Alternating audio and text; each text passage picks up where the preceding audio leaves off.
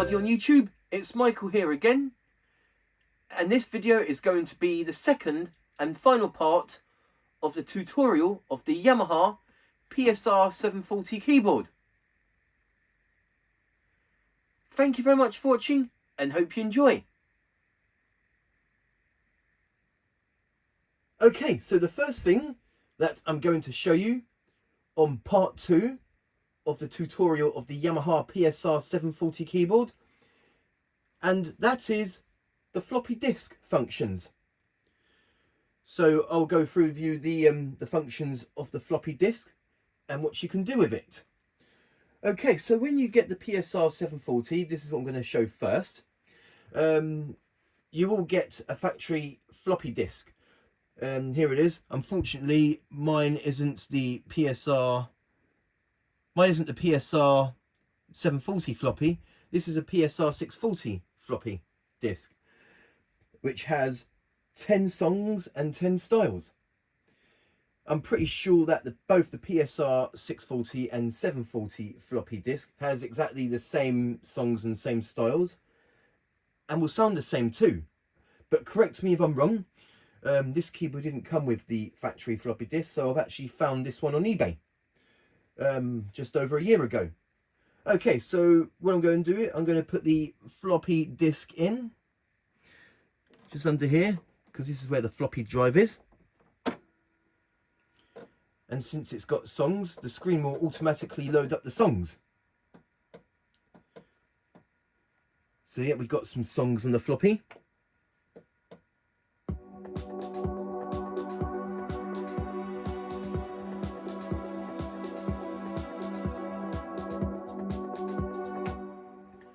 I won't go through them, but on the final video of this keyboard, I will be showing the factory floppy content, the songs and styles.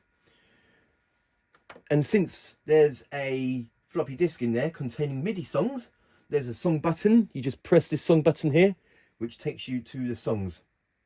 And you also have like utility songs like play mode and repeat and song transpose, etc. Now, if I take the floppy out, if I press the song button again, it will come up saying no disk, insert a disk.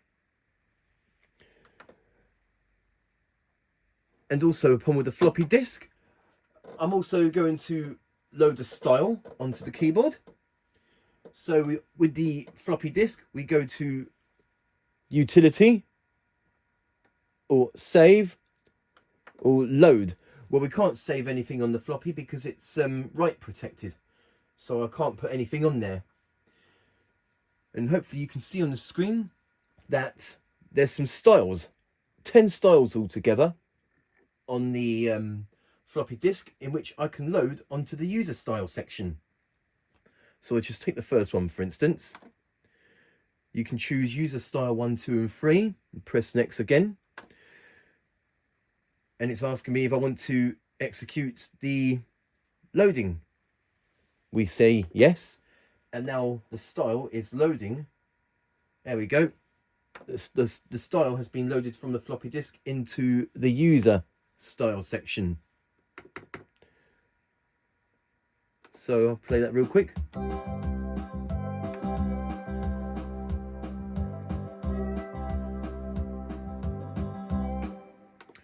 Okay, so that style was from the floppy disk.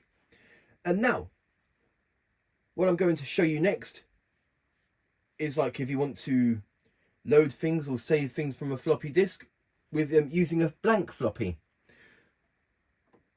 So this is actually the factory floppy disk of the PSR-640.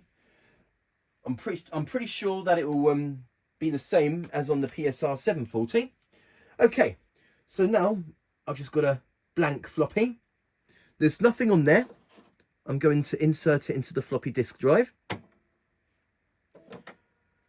And now, in order for the floppy disk to work on this keyboard, in most cases of floppy disks, we just go to utility, and we will need to format the disk so that it's suitable to use on the keyboard. So we got format, copy or delete. But I'll go through those later on in this video. OK to format the disk. Yes. And now the floppy disk is formatting, so you will have to wait. Hopefully you can see the screen. I do apologise if you can't.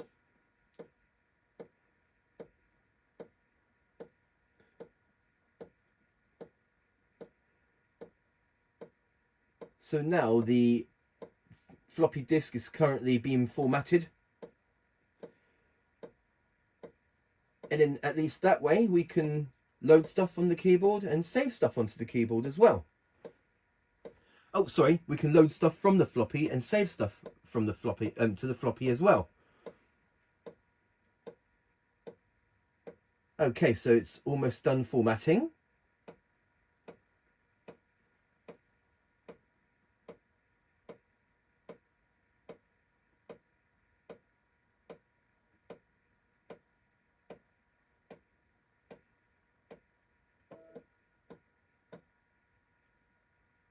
Okay, so now the floppy disk has been formatted and now we can use it on the keyboard. Now, upon what I have done on my first video of the tutorial, what have I done? I have saved registration memories. And now we can go to disk mode. We can actually save stuff that we have done on the keyboard. So we can save everything, style plus registration, or style, multipad, or registration. All I've done was registration memories, really, and I've also just now loaded a user style. So I'm just going to go for all anyway. So we can save all the stuff we've done.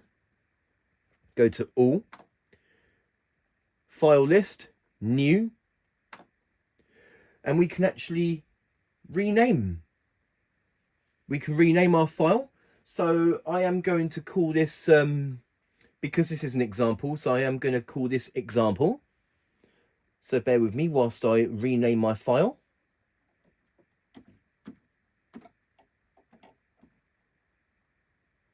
Oops. Example. 1 second, I'm going to go to the other section of the keys so I can delete something. There we go. I know it's all in capital letters. But yes, I'm just going to call it example because this is an example of the floppy disk in which you can save stuff and load stuff.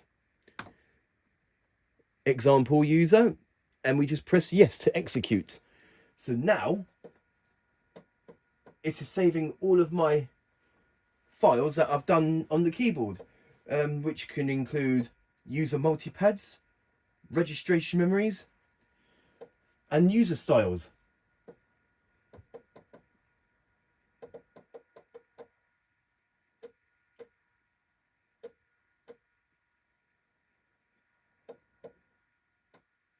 And there you go. That's all of my work saved that I've done on the PSR-740, which is so far really registration memories, but I will go into more detail on saving things on floppy when I do the multipad creator, style creator, and how to record songs, etc.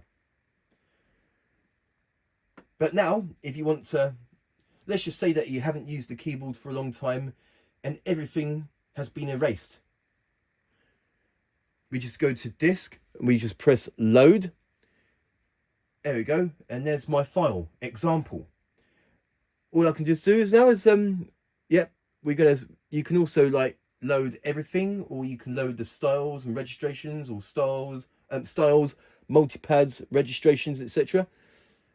But so that everything's on there, I'm just going to select all. And it's telling me if I want to load it. We select yes. So if everything on the keyboard has been erased, that file will always be on the floppy disk. And then you'll be able to get all your work back onto the keyboard. Very similar to what I do on the PSR-840. But since I have no floppy drive in the PSR-840 and it's a USB drive emulator, luckily I have an internal hard drive in the 8000, and that's where I save all my work. And since the PSR-8000 doesn't have an like internal in which you can have things saved on the keyboard, okay, that's been loaded. Like when you turn off the keyboard by the mains, everything will be erased, and then we just load it from the hard drive. And I'm doing exactly the same thing on the PSR-740, except I'm saving it onto a floppy. So there you go. And that is the floppy disk functions, in which we can load MIDI songs from floppy. We can load styles from the floppy, if the floppy has any. And we can also save our user multipads, registration memories, and user styles into one big file. So that if anything happens to the keyboard, like everything is all erased, you can just load them from the floppy and you'll have all your work back. And that is the floppy disk functions. Okay, now the next thing that I'm going to show you, and that is digital effects such as reverb, chorus, DSP, harmony, and the master equalizer.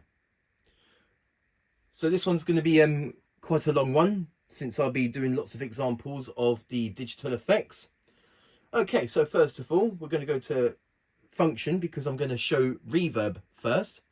We'll go to function, and yep, function 3, digital effect, and we can choose reverb, chorus, harmony / echo, equalizer type load, and down there we have equalizer gain, in which we can make equalizers ourselves, but unfortunately we can't save them. Okay, so first of all we have reverb. I'm not sure how many reverb effects there are, but there's quite a lot of them.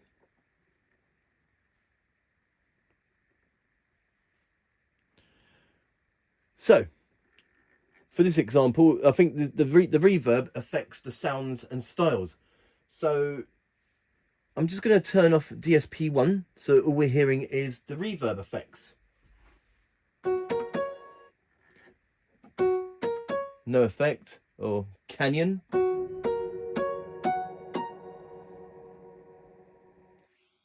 But what I'm going to do, I'm going to select a different sound, just so that you can really hear the difference. So we're just going to select a drum kit. So we go back to the function, digital effect, reverb. So we got, okay.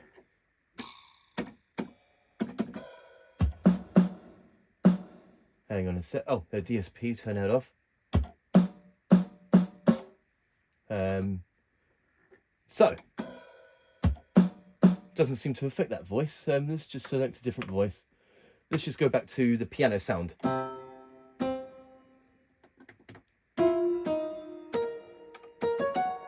Function, digital effect, reverb. So we've got all sorts of different effects.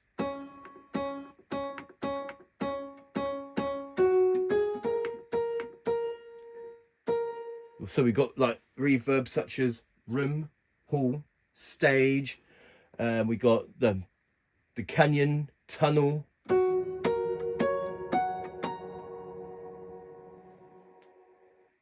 Don't know why it didn't affect the drum kit sound.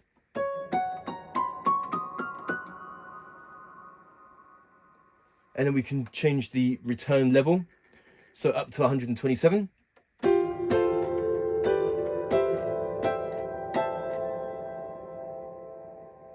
Or if you put it down to 0, then there will be no reverb. It would just be a dry sound.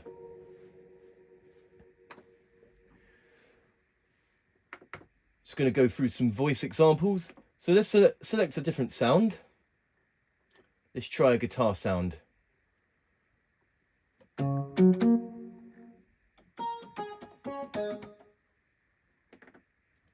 Turn DSP off. Oh, function.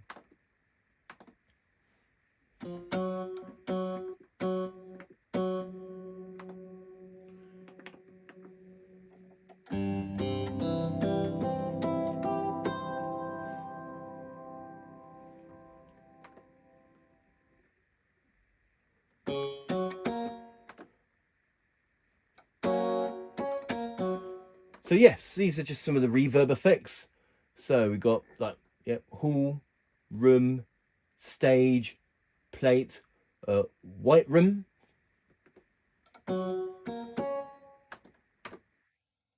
or tunnel.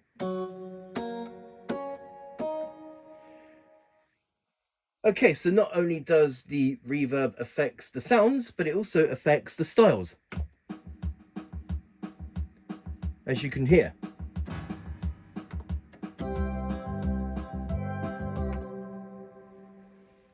We'll select a different sound, reverb.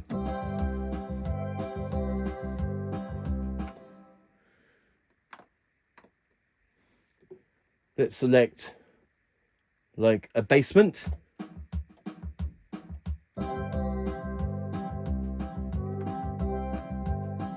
Or canyon again. Let's just do a different style.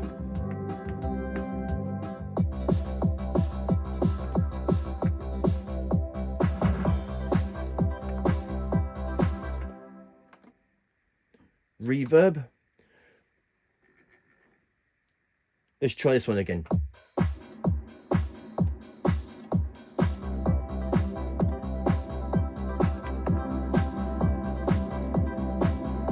Wow. You can really hear that reverb effect. Okay, let's just put that back to normal. Reverb back to normal. So yeah, that's the reverb. And now I'm going to show you chorus. Then we have chorus effects such as chorus, celeste or celeste, flanger, symphonic, phaser. I'm guessing, correct me if I'm wrong, but I think the chorus affects the styles, because if you want chorus or flanger on the sounds, you will get them on the DSP effects as well. So I'm just going to go through some chorus effects, and we have the return level, so we can have like high chorus or low chorus or no chorus at all. So I'll show that to you. Actually, I'll select a different style. Let's try this. Let's try this time sort of like a rock style. So say this one, for example.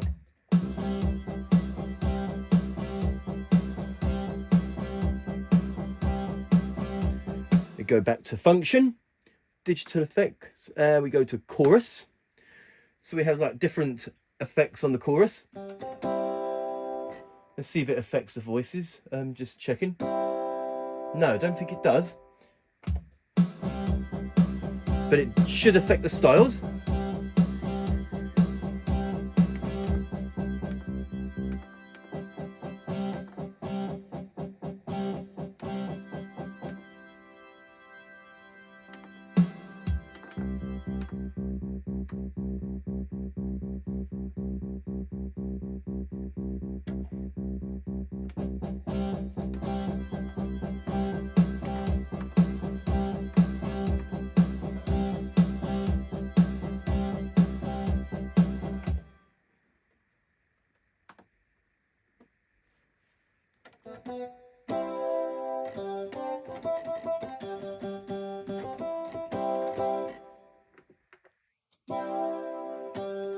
Oh, so it does affect the voices.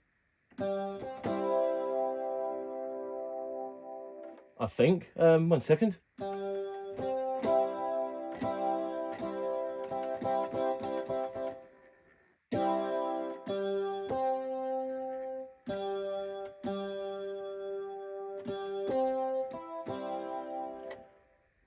No, it shouldn't do, because I think the DSP effects will also have chorus and flanger effects with the DSP effects. I just want to check something quick.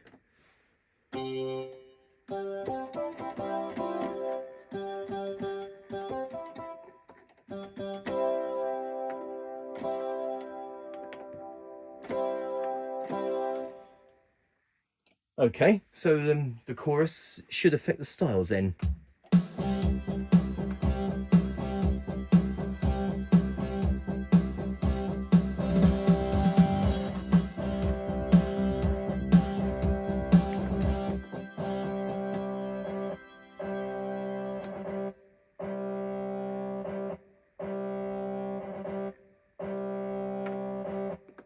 let's just select a different sound and style. Let's do this one again.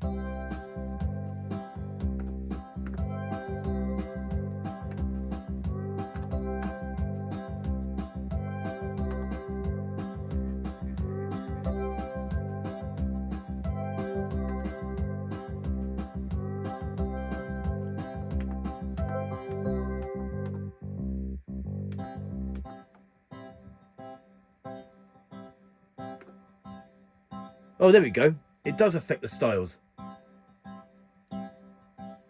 Or let's try phaser.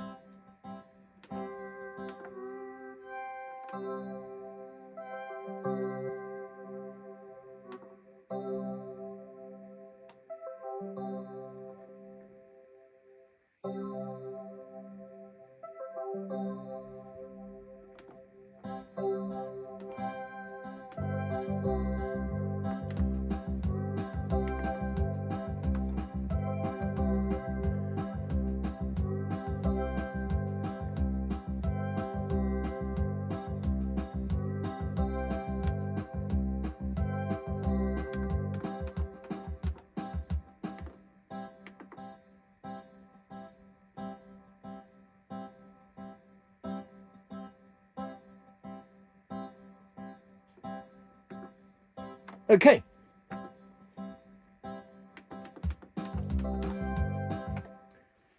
So that's the chorus. Yeah, I think that the chorus affects the styles, the chorus effect, and the reverb affects the sounds and styles, as I showed you earlier.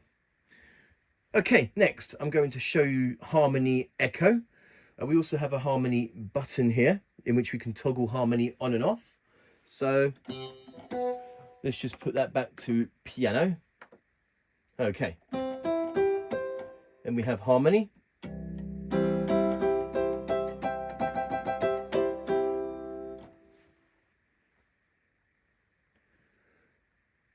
We go back to function, digital effect, and this time we're going to select harmony/echo, in which we can have different types of harmony. And the functions like the volume, the harmony parts, whether you want it on the right hand 1 or right hand 2. So let's see what's on the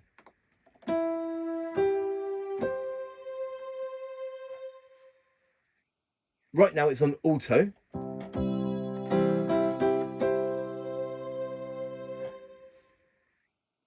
And it's on maximum volume. So I'll show you a few harmony effects. So we've got like duet and 1/5, country, trio, block, and we also have some like trills and tremolos.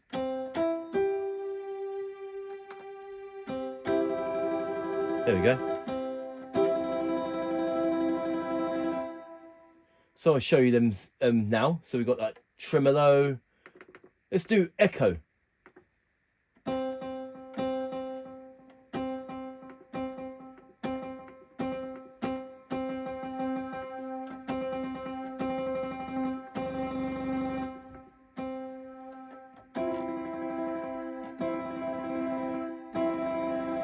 We've got trill effects as well. And we have strum.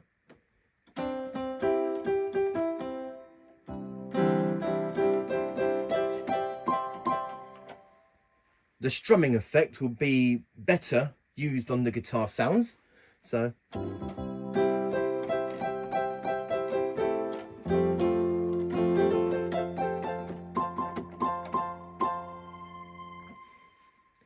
or octave.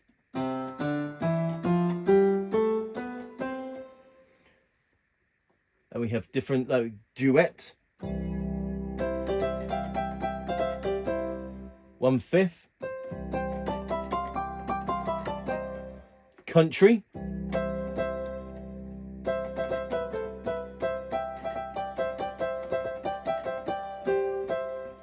trio,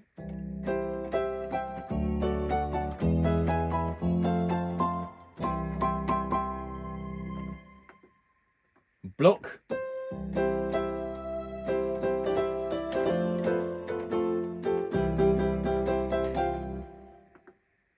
four-way close 1, four-way close 2, four-way open,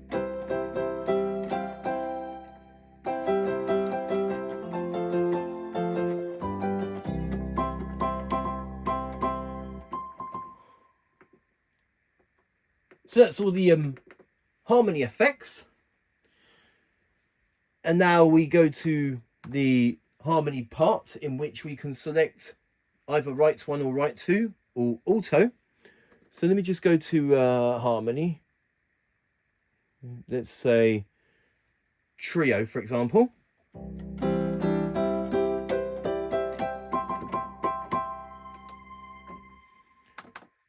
But what if I want to have that on the right hand voice too? So now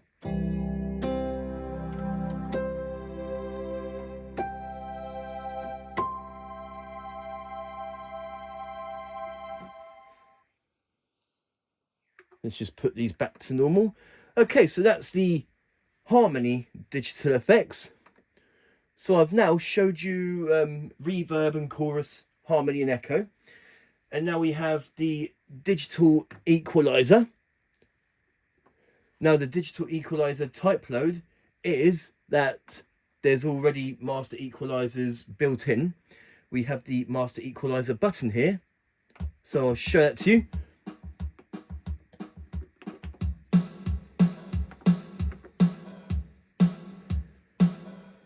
Notice the change of sound when I press the digital and the master equalizer button.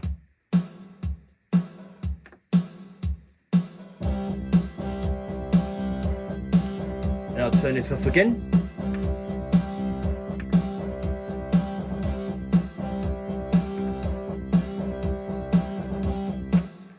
Let's just go back to function and I'll show you the different equalizer types. So we've got standard, disco, mild, bright, and lo-fi.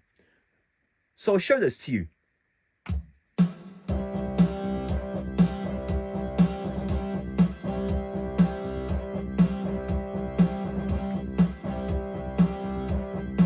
Oh, although I was showing them to you, but master equalizer wasn't turned on. So 1 second.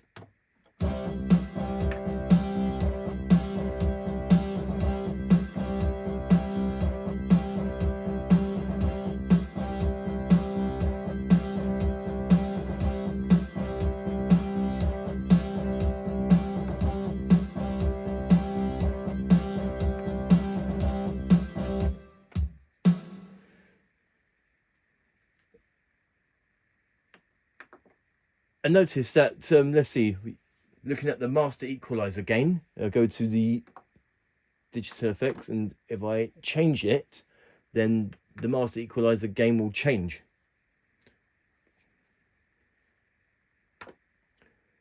Let's just play another style. Let's just say this one, for instance.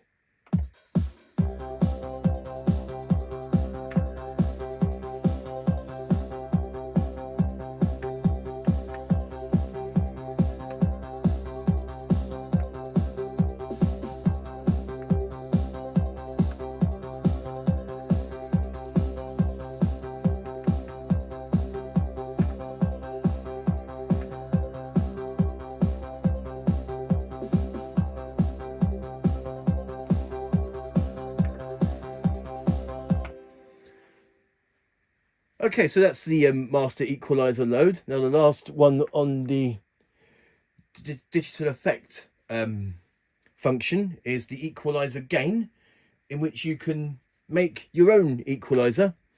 So we've got the master equalizer gain for the, I know the first one's the bass, and I think one of them somewhere is the treble, but I'll show that to you. So this is the bass gain.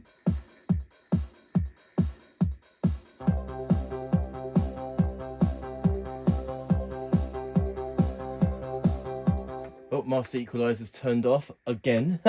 Okay, so now you should hear more of the example.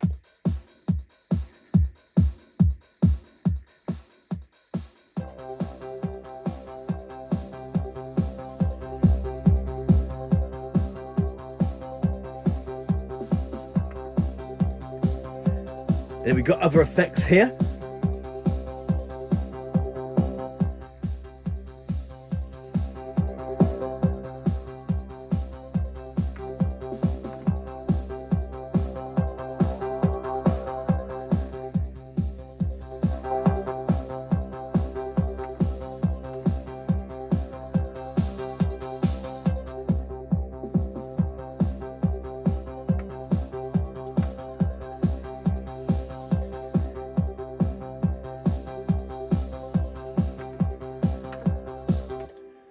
Okay, so that is the goes back to function, and that is the equalizer gain, in which you can toggle the digital equalizer yourself, and then we have the preset equalizers as well.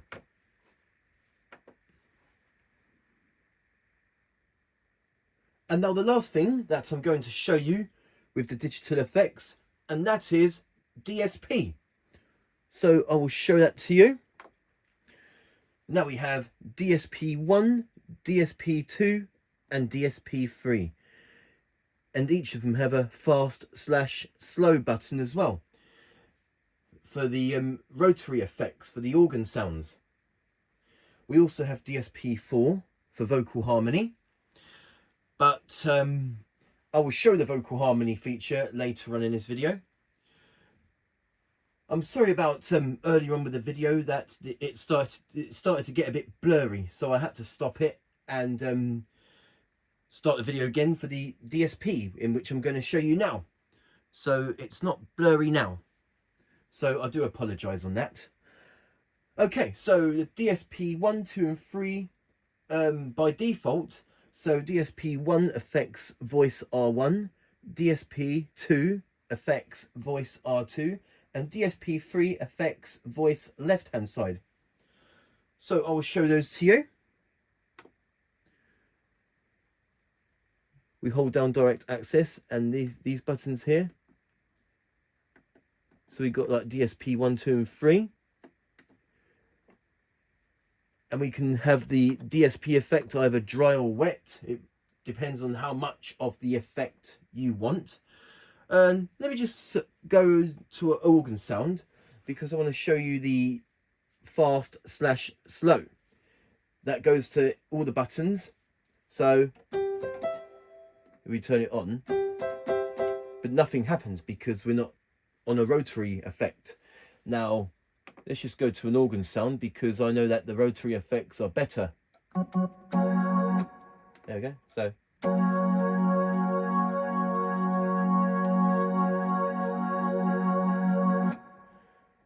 okay. So rotary speakers for the fast/slow. So I'm going to select a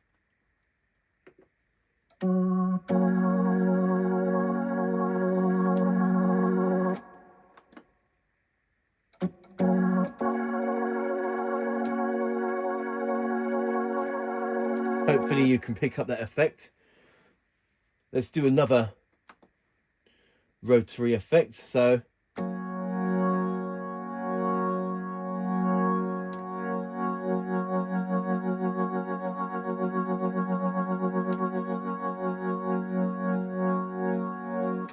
that's the example of the fast/slow for the rotary effects when you're playing the organ sounds.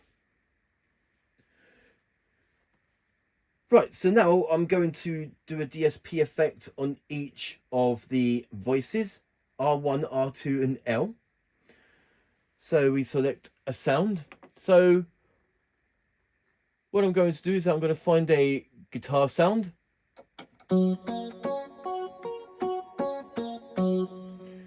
Go to DSP1 because I'm affecting the R1, and maybe I want to have a distortion on it. So let's just find a distortion effect.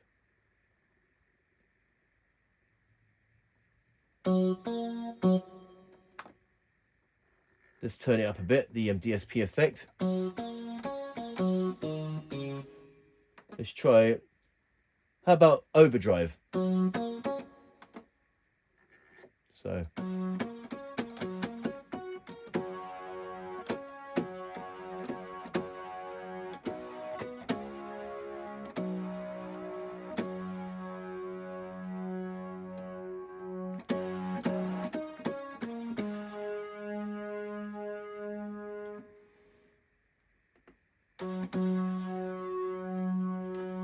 Okay, so we got DSP1 as an overdrive effect, and now DSP2.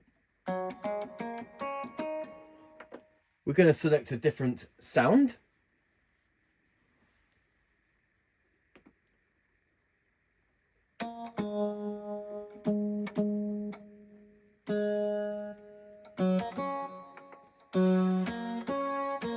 Okay, we've got a wah guitar, but we're going to change that effect.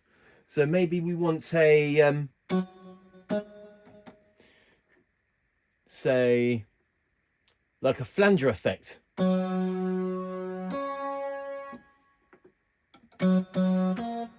Just going to turn up the wetness.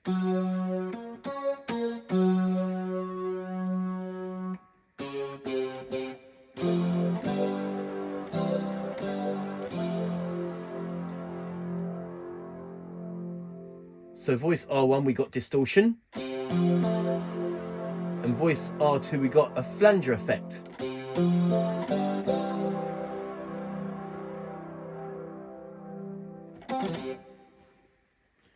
And now for DSP3, that affects the left hand side voice.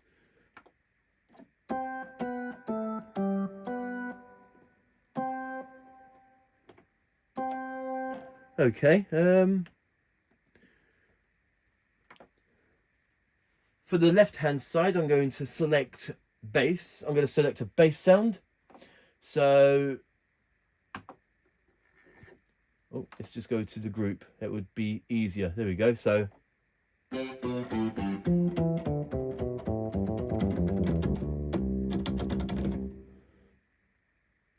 okay, so let's try let's try a synth bass.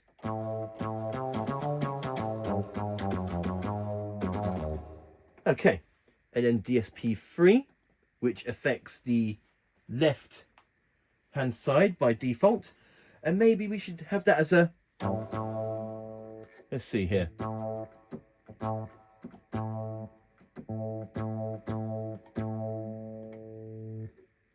We should maybe have it as a, 1 second, I'm just going through the different effects.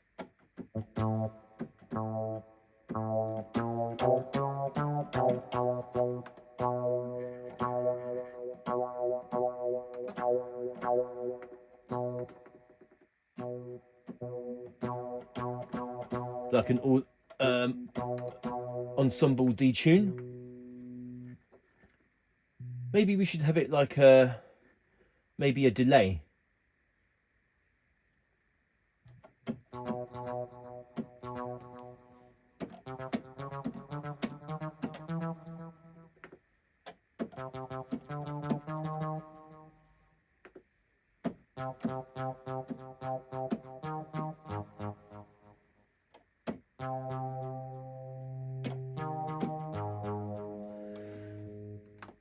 We'll turn it down. There you go.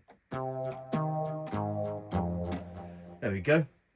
So we got the distortion on R1, flanger on R2, and delay on left.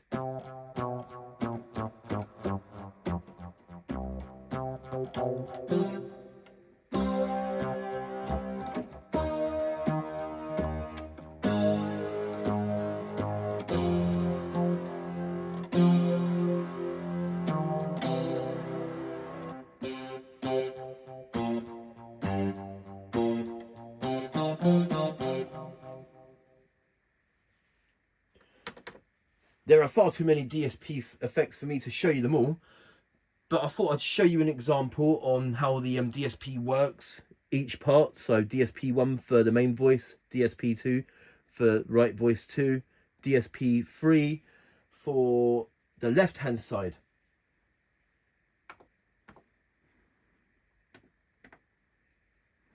So I'm just going to put these back to the default. There we go. Okay, so there you go. And that is digital effects such as reverb, chorus, master equalizer, harmony / echo, and DSP effects, in which each voice part can have a separate DSP effect, and so on. And if you want to save them onto registration memory, you can. So the voice effects you have stored will always be on the registration memory, and save it onto a floppy, as I showed you on my first video. And that is digital effects.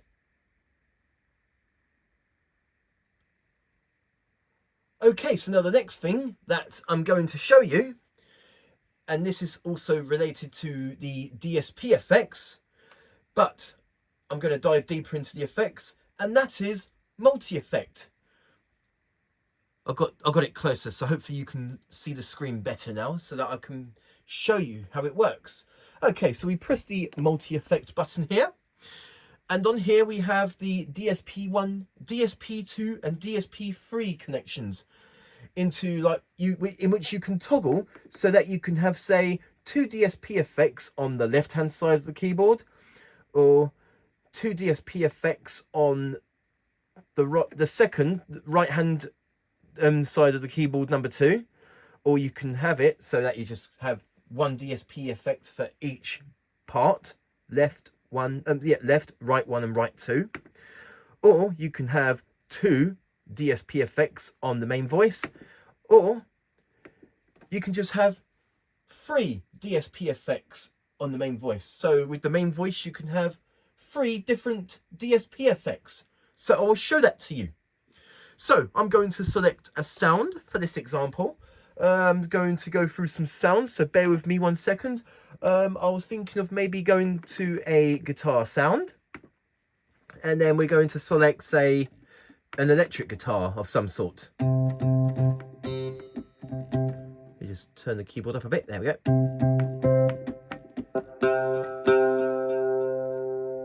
So we've got solid guitar here.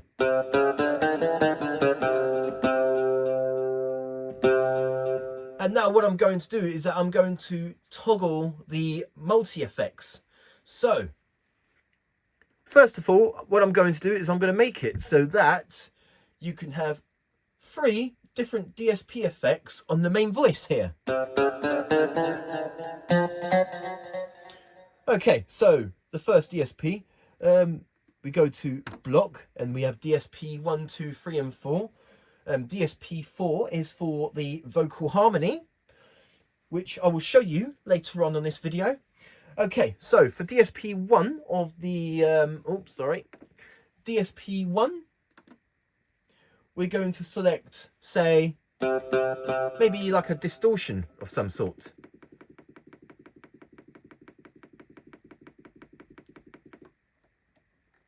Just going through some of the DSP effects, so bear with me.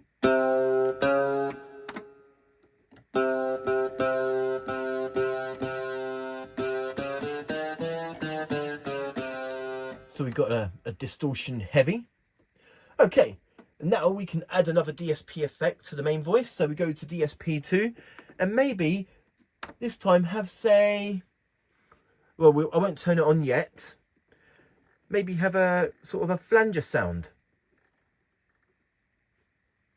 So let's just...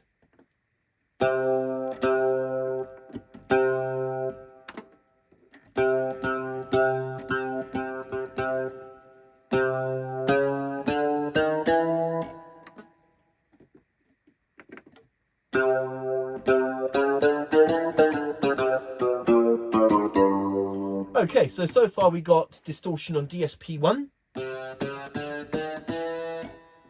flanger on DSP2.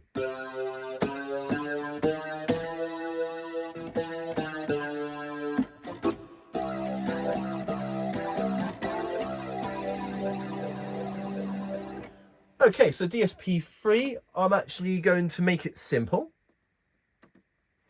I'm just going to find a delay effect.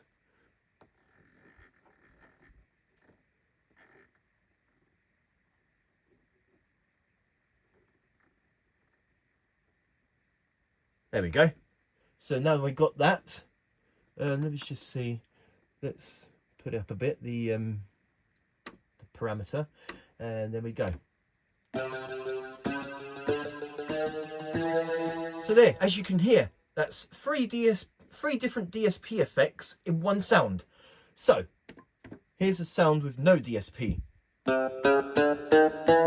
And then we have distortion, flanger effect as well, and finally delay.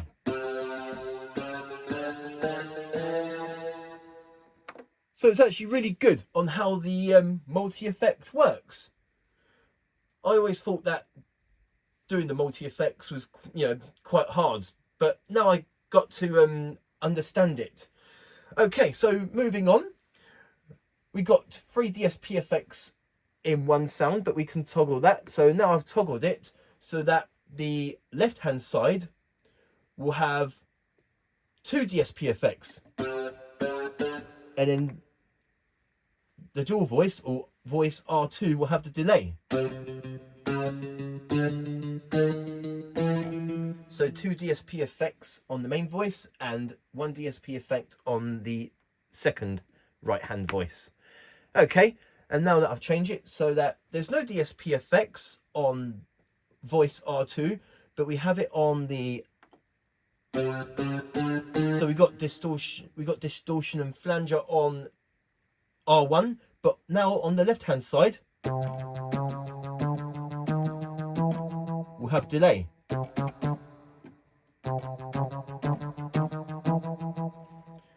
Okay, now moving on, and now this is how it's originally set up. So we've got a DSP effect on each of the voices, voice R1, R2 and left. So got that flanger sound, and then here distortion, and on the left side we have the delay.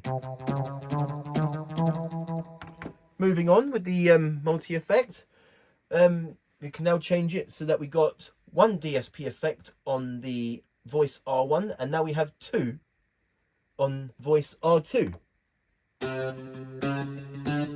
So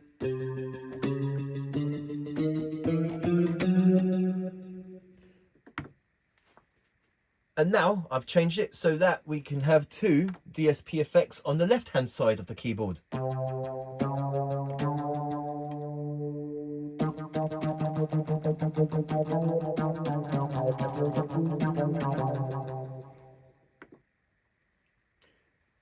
And that's all the settings of the multi-effect. So I'm just going to put these things back to normal, just bear with me.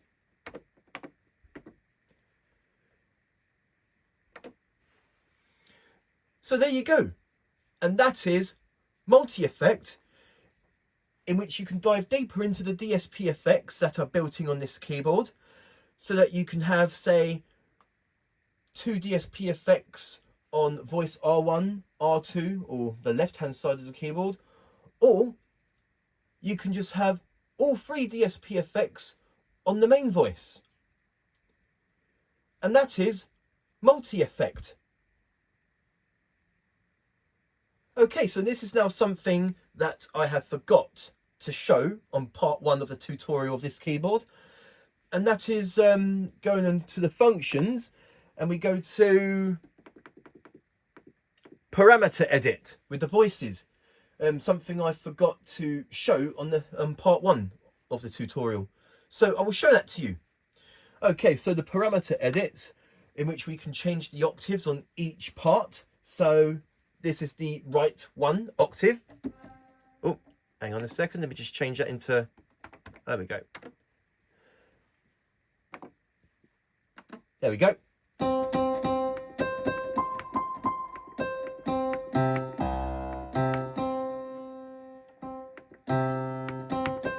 And voice R2.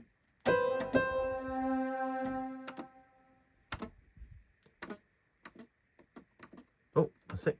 What am I doing?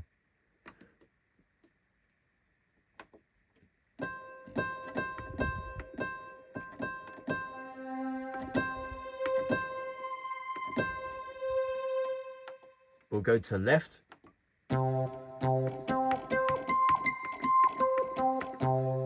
So that's the octave parameter edit.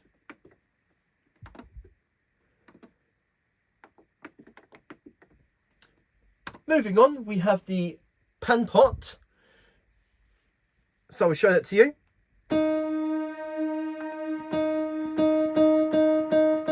I'm not sure if you can tell on this video, but with the pan pot all the way up to 63, the piano sound is coming from the right hand speaker. And 0 will be centered, and if you could put it to minus 63 or 64, the piano sound will sound from the left hand side of the keyboard. And the same thing goes to right 2 and the left, the parameter edits, the pan pot. So here's the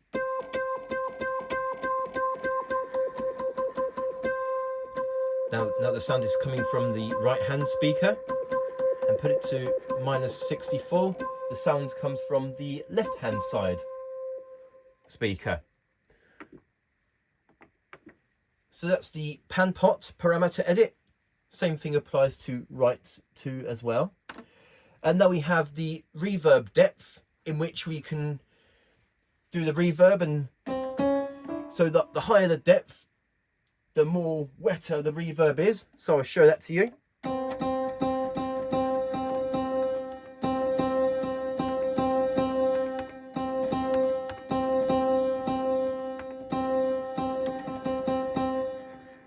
Put it down to 0, then there will be no reverb. We'll turn it off,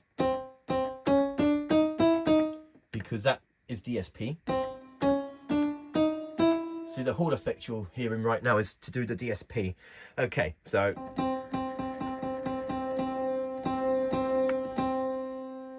same thing goes to the left hand side.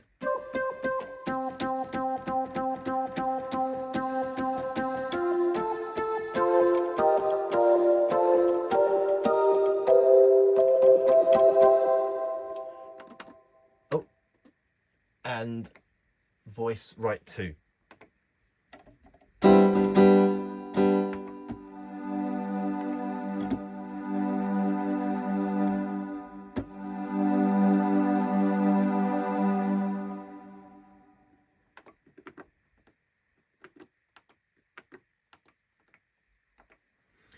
Okay, so that's the parameter edit with the reverb depth.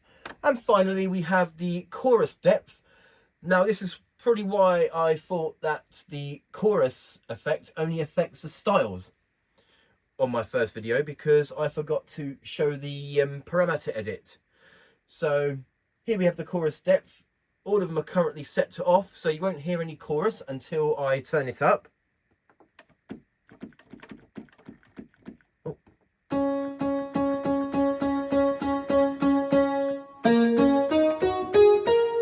So that's a lot of chorus effect.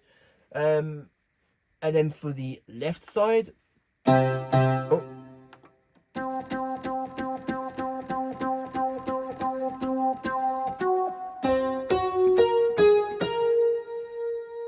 And for the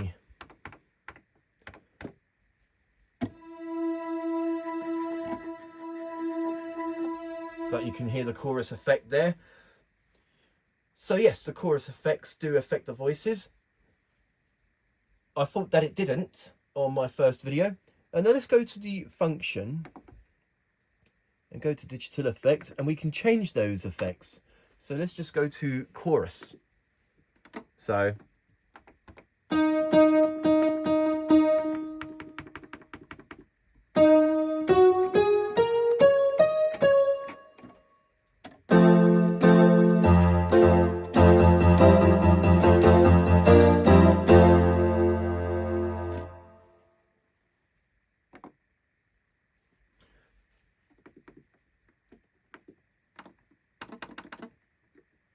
let's just put these back to their defaults. And there you go. And that is the parameter edits with the voices, in which you can change the octaves. Yeah, you can change the octave, the pan pot, the reverb and chorus depth. So that is parameter edit, which was something I forgot to show on the first video. Okay, so now the next thing that I'm going to show you, and that is the groove and dynamics of the styles. Now it's really great, the groove and dynamics. It was first introduced in the PSR-8000 and the mid-range PSR-740. Now this is something the PSR-640 doesn't feature. The groove and dynamics is a feature in which you can change like the beats of the styles. So for example, you could turn a 16 beat ballad into some sort of funky hip hop beat. So I will show that to you, the groove and dynamics. So we got the groove button here, so we can change the beats and that.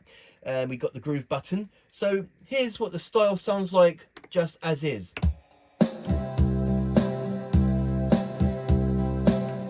And then we press the groove button. Notice that it has somewhat a different beat. So here is the groove turned off and now turned on. Oh.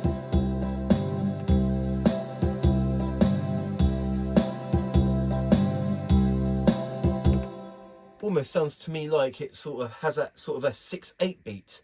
So let me just listen to the drums. And now with the groove turned on.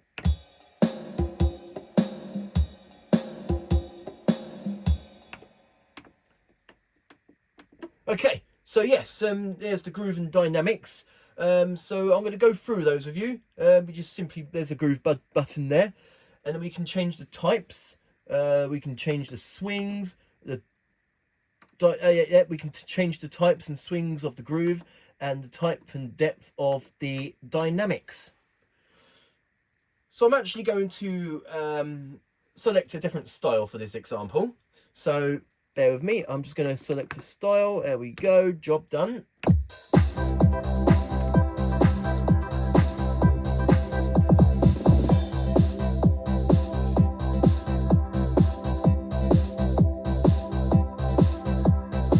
And then we can change the swing of the groove.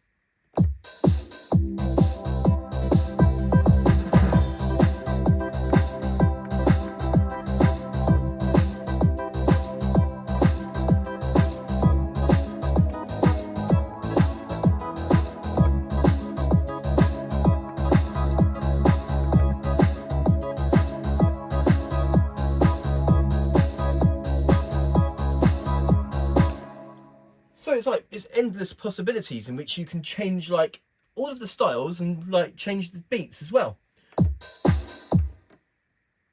So like it will sound different. Okay, so here's the style with no groove. And now I'm going to turn the groove on.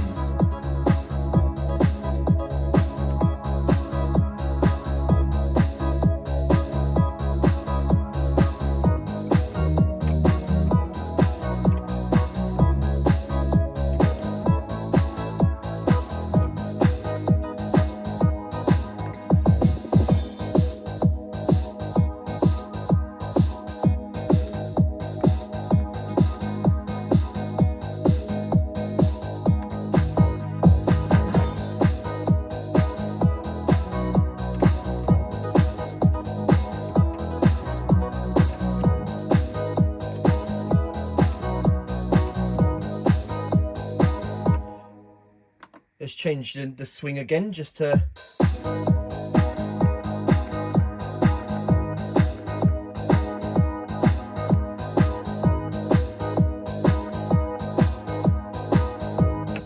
Okay, so that's the groove, and then we're going to change some of the dynamics. So I'll show that to you.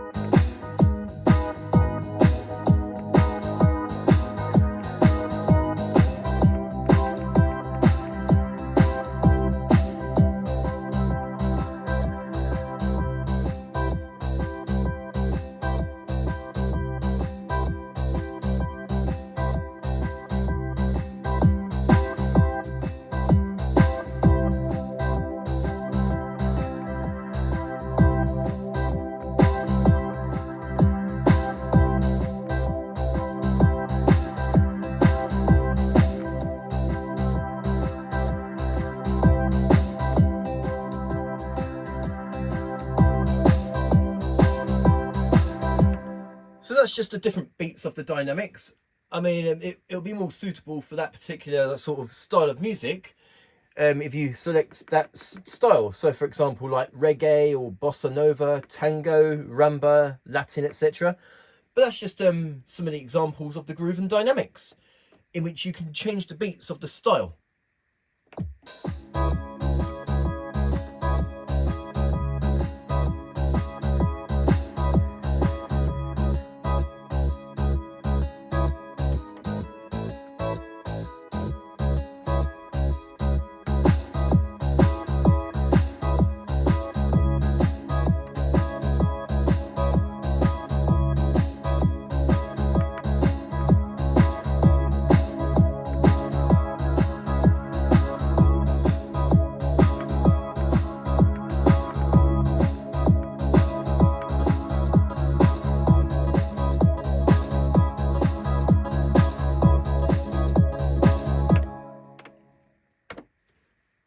So there you go, and that is groove and dynamics, in which you can change the beats of like a style. So as I showed you, this is normal, and this is the groove turned on, where you get the different beats in that. Like the first example that I showed you, let's just go back to that. Let's just put everything back to their defaults.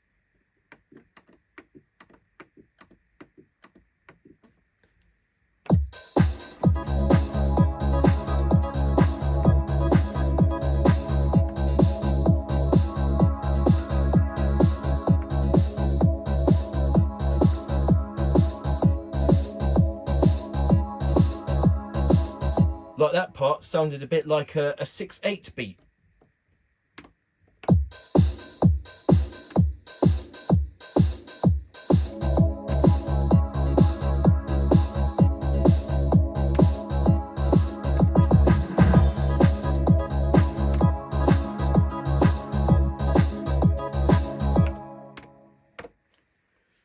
So there you go. That is groove and dynamics, in which you can change the different beats of the style. And to me, it's actually quite a fun function to use, because you can like have endless possibilities, and having any style sound like anything you want, like a 6/8 beat, or like triplets, etc. So yeah, a really useful function to have. Okay, so now the next thing that I'm going to show you, and that is vocal harmony, in which this keyboard has a microphone output. So I've got a microphone connected to the keyboard now. Hello. There we go. There's the microphone. Now, this is something that the Yamaha PSR-640 didn't feature. This was introduced in the PSR-8000. But correct me if I'm wrong, but I believe that this PSR-740 is the first keyboard of the mid-range by Yamaha to feature vocal harmony. So I will show that to you. So I'm going to go through some different vocal harmony effects. So we've got mixed choir, which makes use of the left hand. So when I press the left hand side of the keyboard with the chords, my voice will be mixed. So here's an example. This is my voice now, and I press the left hand, and this is my voice now. This is the mixed choir. Vocal harmony. Yeah, don't mind me, my singing's terrible. Oh, we got countrymen, and we got like different things as well. We got the gender type, pitch correction, pitch to note, harmony part, song track if you was like playing songs. Here we go.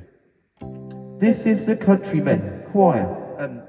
Sorry, country and country girls. So now I should have a different hello. There you go. My voice sounds like a female.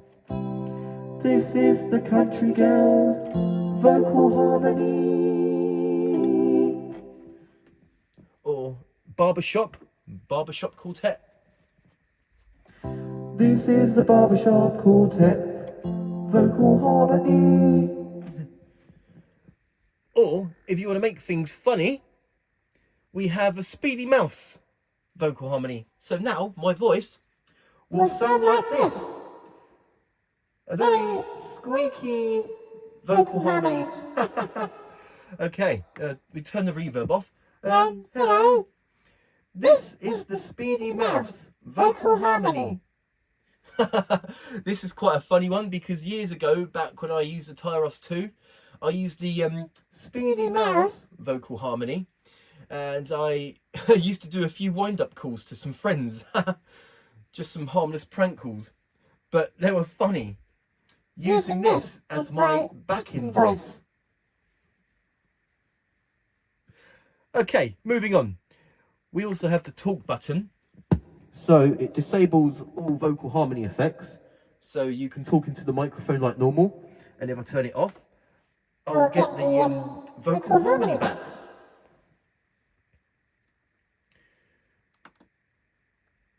Okay, I've got myself set to the Speedy Mouse vocal harmony. Hello. But we can change it. Let's see what it sounds like with female. Hello. And now male. Hello. This is the male gender type. Gender type male, gender type female, and gender type unison. I will go through some more things. So we have pitch correction. We can turn it on and off. Hello.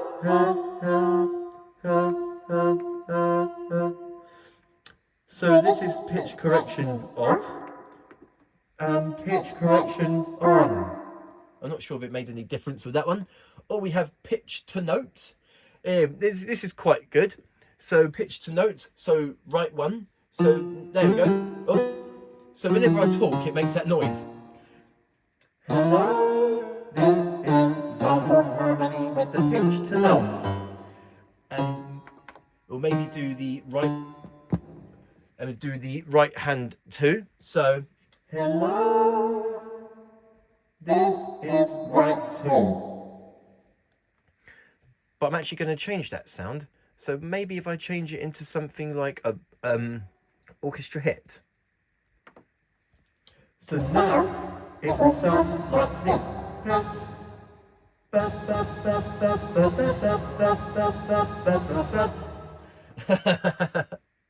Let's go back to the vocal harmony.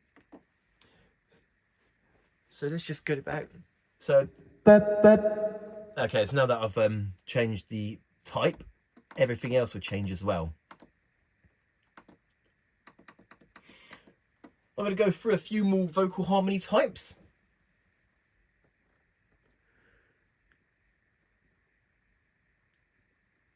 Let's have a go through them.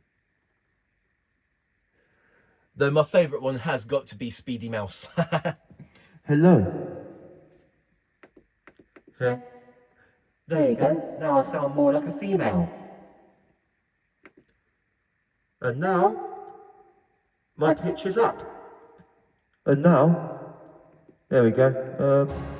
Oh, here we go. Voice and instrument. Hello. Hello. 3 unison high. Hello.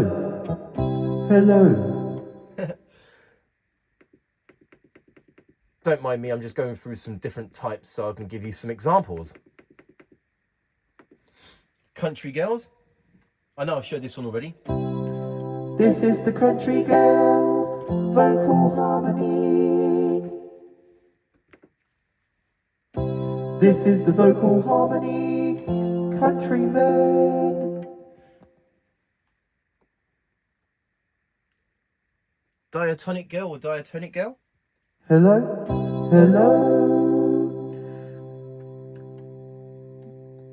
This is a different vocal harmony. Okay. So those are some different vocal harmony effects. And now we can have like DSP effects with the vocal harmony. So I'm just going to put this back to normal. Oh, let me just show this one more time. The pitch to note. So, right ones. Right ones. So this is the piano. Hello. Hello. This is pitch to note right one. I know it sounds awful. So that's just an example. Okay. So that's the vocal harmony. We can also add DSP effects to our vocal harmony as well. So, here we go. I'm just going to go to the different, there we go. And let's see if it makes any difference. Hello. Hello. Hello. There. Hello. Let's just put that up. Oh, I can really hear it now. Ooh. Hello. Hello. Okay, let's try a different effect, shall we? Let's try. How about I should I don't know, go to the Speedy Mouse vocal harmony again.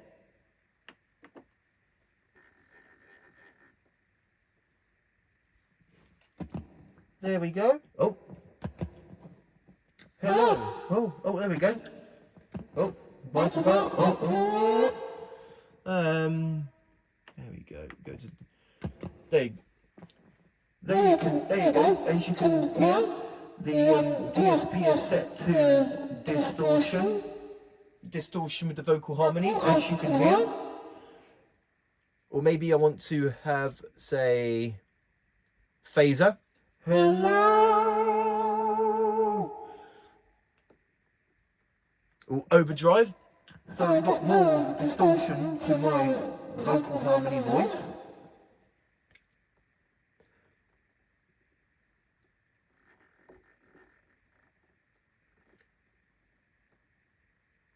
And now if we have a delay vocal harmony. Hello. Hello. Hello. Oh, let's just turn that down. Hello. This is delay DSP with the vocal harmony voice. Wow.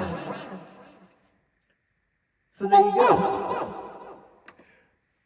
Now to show some more examples of the DSP effects. Let's see, flanger 4. Hello. Oh, maybe I should turn that up some. Hello.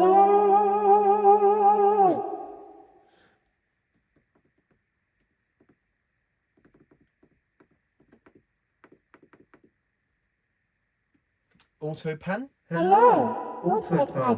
Oh, let's see. Oh, it doesn't have a one of those. Let's just try some more, shall we?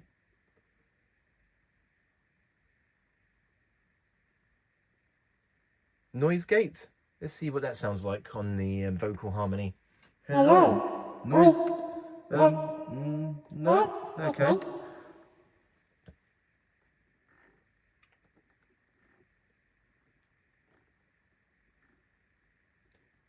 But at least delay works really well. See?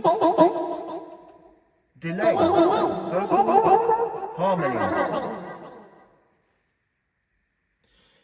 And then we have the input volume to turn the mic up or mic down, but you don't want to turn it right up because you'll get feedback and that hurts your ears. Okay. Hello. This is the plate effect. Hello. Okay, one more example. Hall 5. So it sounds like I'm in a huge hall. Hello. Hello.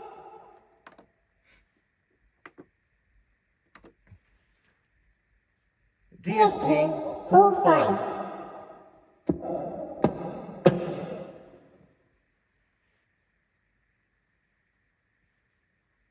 Okay, so yeah, that's enough of that now. Let's just unplug the mic. There we go. So there you go. And that is vocal harmony. in which you can change the gender of your voice, whether it be male, female, or both. You can have the reverb of the DSP as well. Reverb of the vocal harmony, and you can have the reverb depth of the mic. Let me show you that actually, because I don't think I've showed you that yet. So here's the parameter edits for the reverb microphone. So I'm going to turn it right up. Hello. A lot of reverb on here. Or the pan pot. So I put that up. So now my voice came from the right hand side speaker, and I put it to -64. It will come from the left hand side. Hello. So hopefully you can pick that up on the video. So yeah. Now we have chorus. Yep, chorus on the microphone as well. So hello, hello, hello, hello. Hopefully you can. Oh, there we go. Hello, hello. Okay. So that's the parameter edits for the microphone with the pan, reverb, and chorus depth. Okay, I'm just going to unplug the mic. So there you go, and that is vocal harmony, in which you can change the gender of your voice, whether it be male, female, or both. You can have all sorts of different effects and have like reverb and DSP along with the with your voice as well, which is a really cool feature for this range of keyboard. As I said earlier, the vocal harmony was first introduced in the flagship PSR-8000, and if I'm correct, the PSR-740 was the first of the mid-range keyboards to feature vocal harmony. So the PSR-8000 was the first, and the 740 was the first of the mid-range keyboards to feature vocal harmony. Something that PSR-640 didn't have. And that is vocal harmony and all of the vocal harmony and microphone functions. Okay, so now the next thing that I'm going to show you, and that is multipad recorder. Although you have 36 preset multipads, you have 4 user multipads so that you can record your own. So I'll show that to you. So we just press the record button here, and we have song, style, and multipad, and we're going to select multipad. Go to next. Select which user pad you want to save it on. And for this example, I'm going to select user pad 1. Record. I can record either pad 1, 2, 3, or 4. So this example, I'm going to do 1 this time. And it's telling me make desired settings such as voice, etc. Then press the next button. So I need to select my voice, which I'm going to choose. I'm going to choose drum kit.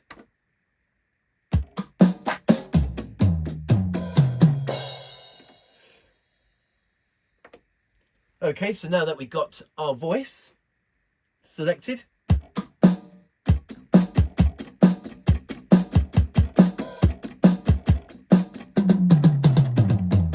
okay, and then press next. Oh, another thing, what would be ideal is to go to the metronome. We're going to turn metronome on so that we can try our best to keep in time. So now, start recording, press the start stop button or play a note on the keyboard, and then the multipad will start recording. So now the keyboard is waiting for us to play. 1, 2, 3, 4.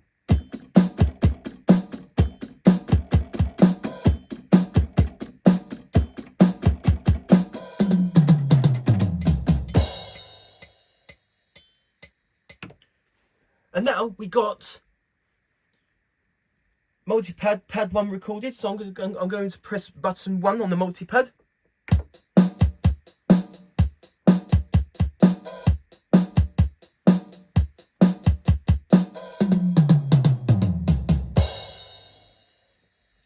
just as a quick example there, we go back and we are going to select pad number 2, and we're going to record something else.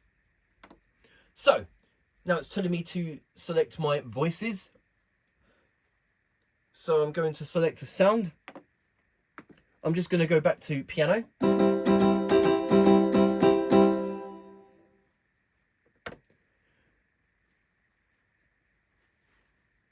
Okay, so now we just press next, and now the keyboard waits for us to play a note.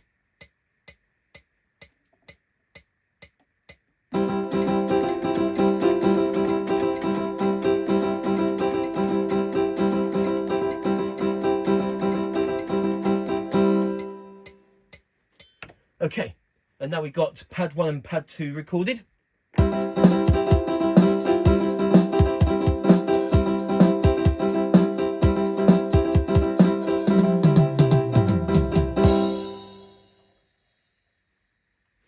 And now, upon using the voices, like the piano, for the multipad, I'm going to go ahead and go to edit. I'm going to edit chord match. So we want chord match on pad number 2. So now, whenever I play the left-hand side of the keyboard with the accompaniment, it will match the chords I'm playing.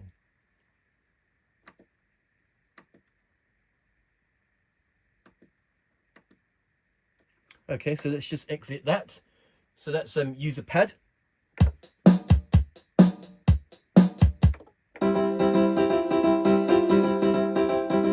And then with a comp on.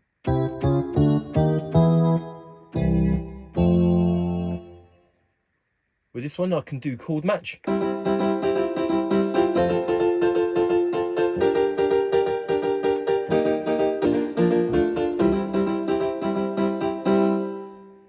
Okay, I'm going to do a couple more examples to fill up one pad on the multi-pad. So user pad, we're going to go record. This time I'm going to do pad number 3. Select a voice. I'm going to select this time a bass sound.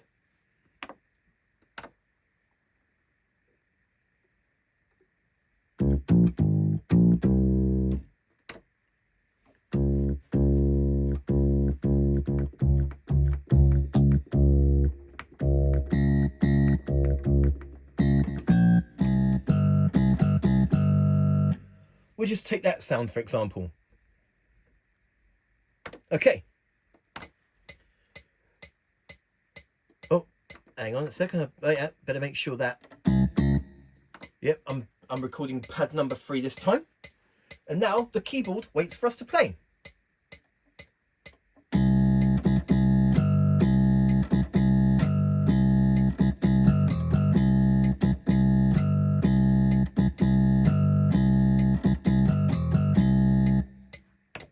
So now we've got the bass.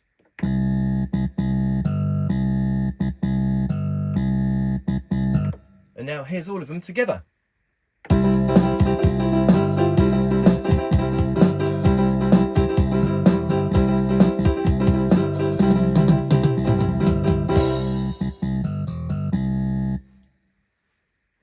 Okay, now I'm going to do one more example of the user multipad, and this time I'm going to go back and select. Oh, before I do that, so I better do chord match on pad number 3. Chord match. So we select on. Okay, now that's done.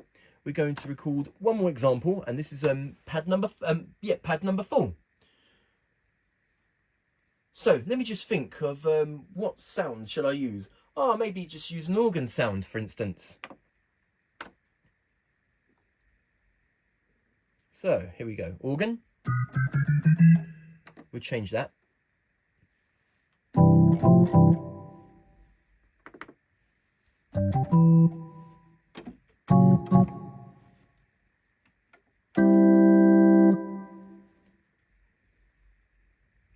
Let me just change the octave on that.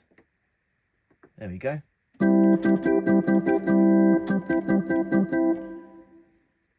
There we go. And now our voice is all set. We can now hit next, and now the keyboard waits for us to play.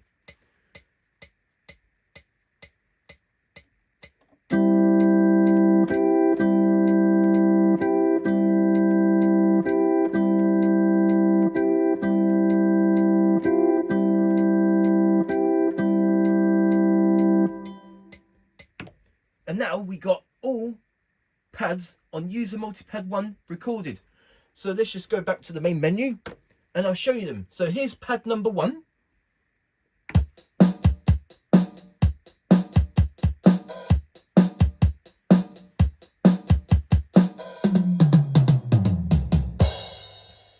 Pad number 2.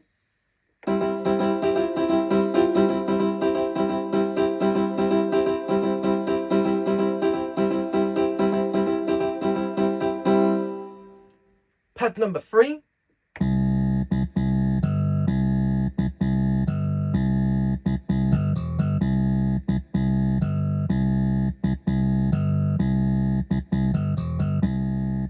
And pad number 4.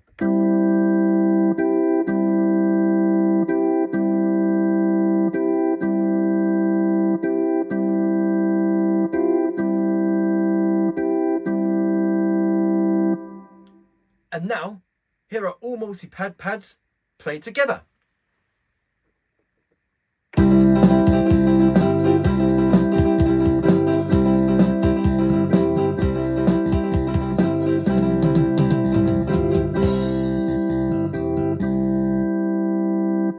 Well, something I forgot to do is, you go back to multi-pad, user pad, I forgot to do chord match on pad number 4. There we go. Now it's on. So now, let's just play these.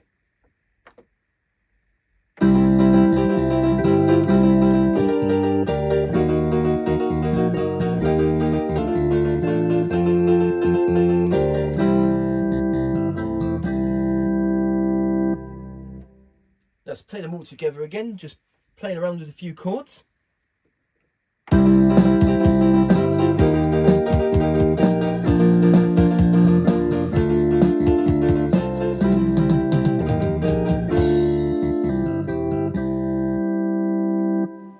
So that's it. That's your whole multi-pad saved. I have saved the multi-pad. I have recorded all 4 banks on user pad 1. So now we want to, whatever you want to rename it. So we're going to rename it user pad 1, but I'm going to call it something else. Well, since this is an example of the multi-pad creator, I am going to go ahead and call this example. Using the keys for the letters.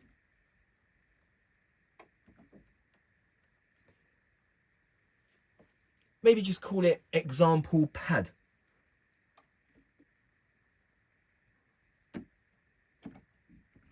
There we go. It's been renamed. I called it example pad because this is an example of the multi-pad creator. So now I'll get out of there, go to multi-pad, and there we go. And that's user pad 1 renamed to example pad. And if you want to save it, I'm just going to put the floppy disk into the drive.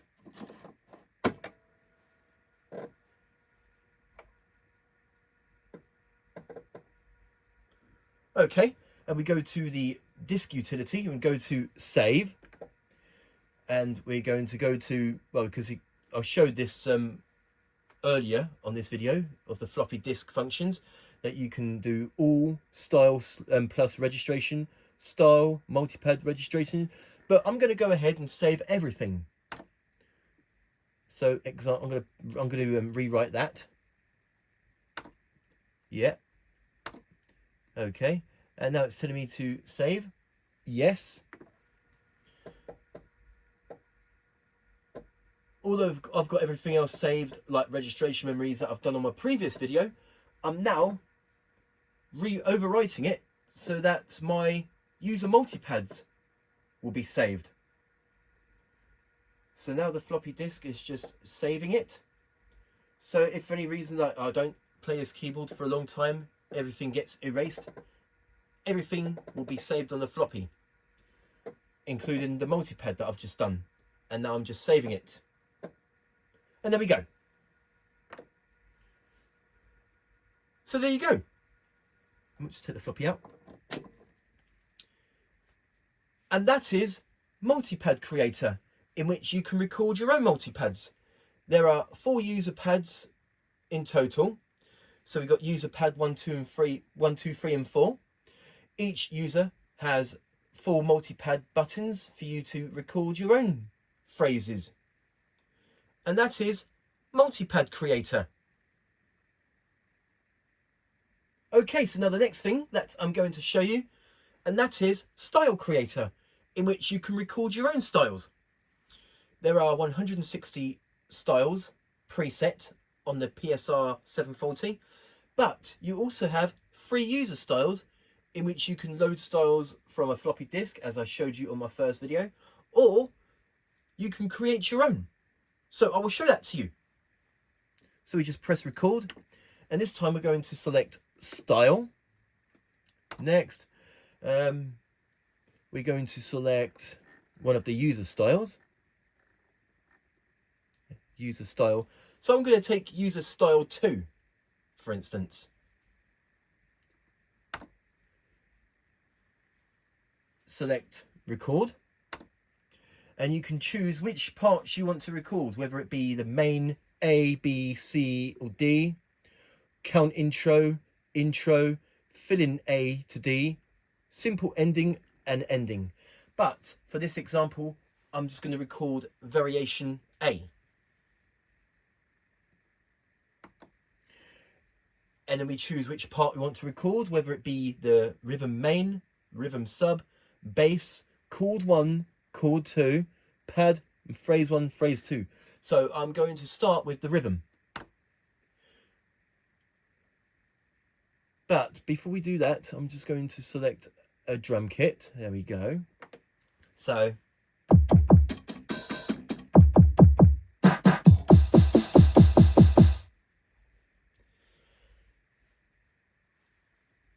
and I think the when it comes to the styles, the main parts can only be like 2 measures long.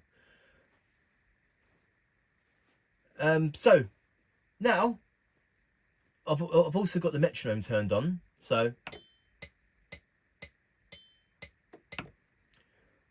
I'm just going to go and turn the tempo up a bit. Okay. And now we've got everything that we want to record. We just press sync start or press the start stop button, but for the rhythms I'm going to do sync start. And now the keyboard waits for us to play.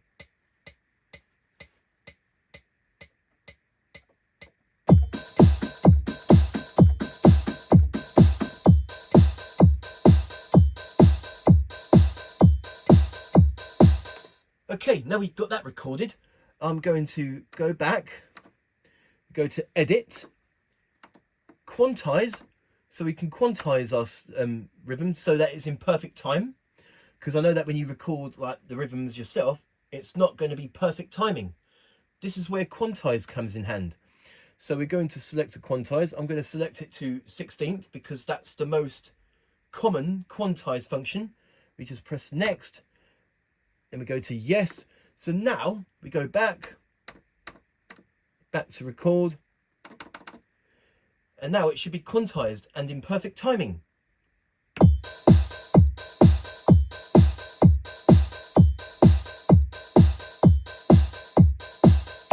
There you go, the timing's perfect.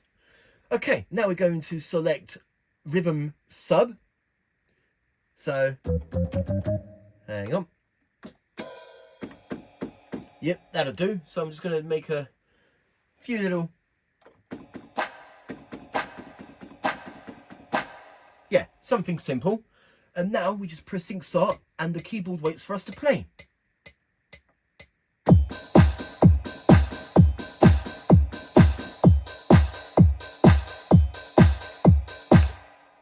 And now we go back to the edit function and we're going to quantize that.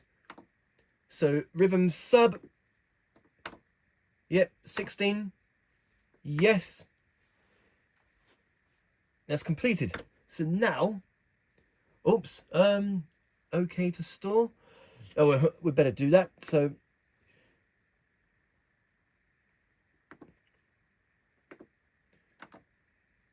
okay to store, yep. So we got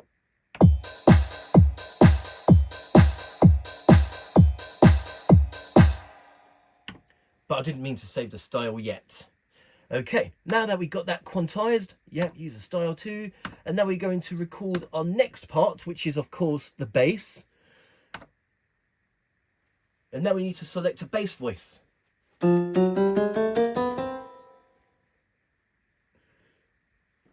So we go to the group, we're going to select a bass sound. There we go.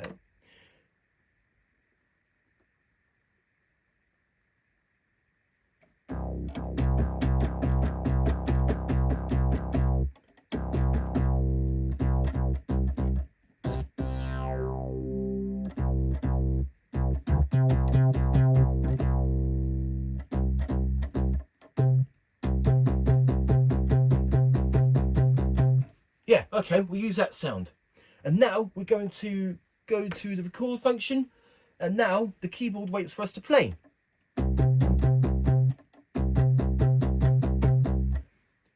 We're just pressing. Now we're going to record a bass line. Here we go.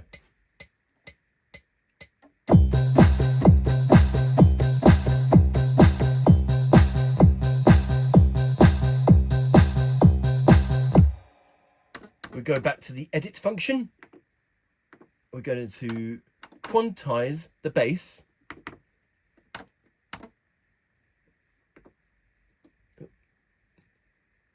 Quantize it to 16. Oh, I didn't mean to do that, but I'll do that anyway.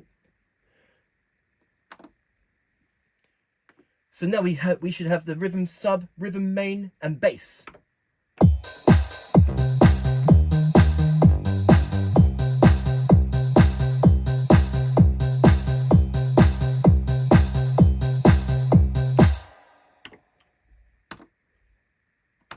Okay, now I'm going to do a couple more examples of the style creator. This time I'm going to do main A, chord 1, and then we're going to select a voice.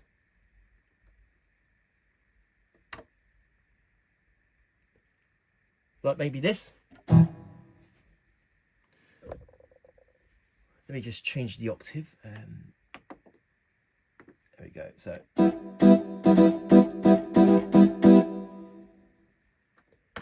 Okay, now the keyboard, we just start to record.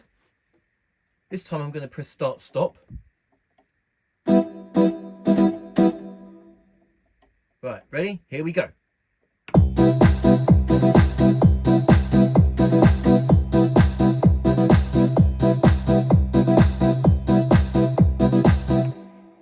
Okay, so now that we got that recorded, we're going to edit that. We're going to quantize that. We're going to chord 1. There we go. Execute. We go back. Record. And then everything should be in time.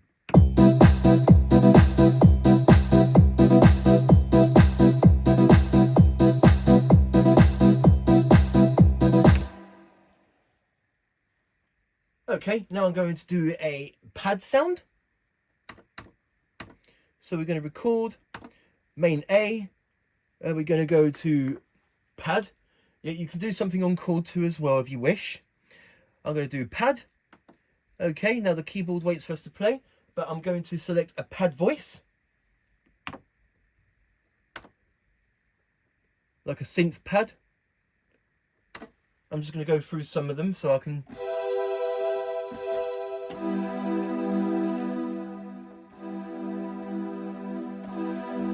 Okay, we'll just take that one for example. And now the keyboard, press sync start. Now the keyboard waits for us to play.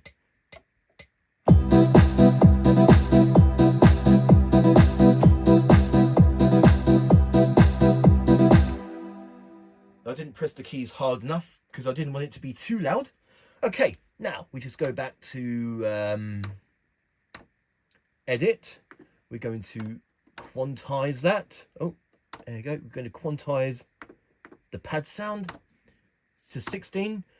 Yes, and we go back, and now we're going to do one more example of the style creator. So we're going to do record, main A, and this time we're going to do, say, phrase 1, so we can add something to it, like a little phrase.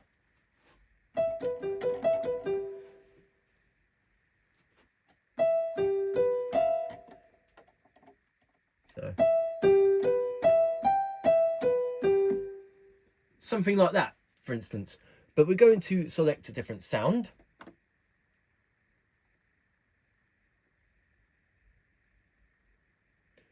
Maybe another synth sound, but not the same one I've used before.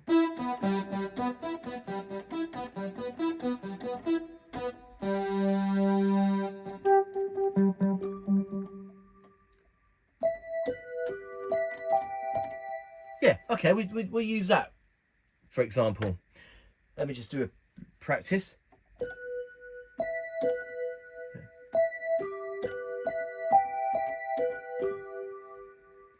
So yeah, really simple. And now we press sync start, and now the keyboard waits for us to play.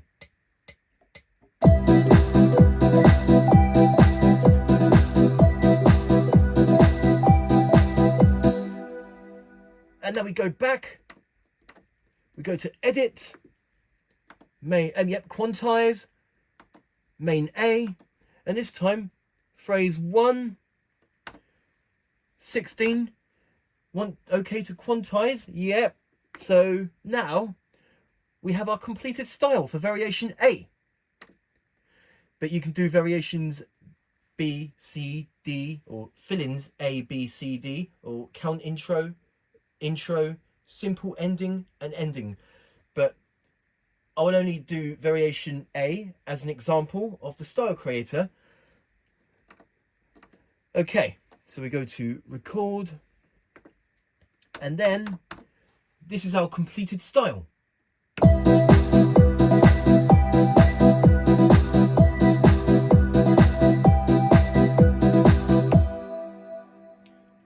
Okay, we've got that completed.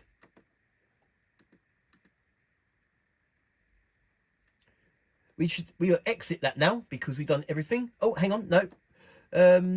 We go to edit, and I want to rename. So we're going to rename that. So user style 2, but just like everything else, I'm just going to call it example style, because this is an example of the user style section.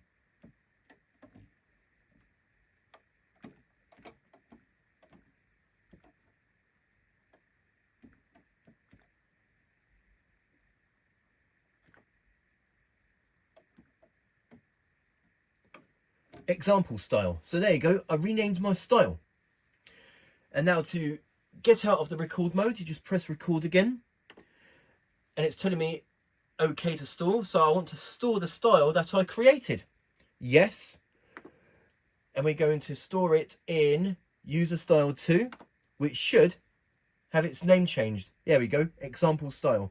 We press yes, and there we go. And that is our style recorded. Example style, hopefully you can see. There we go, and here's what it would sound like. So there's nothing on these variations here until you get to variation A. Okay, oh, let me just, for now, let's just turn off the metronome. Okay, so here is our style.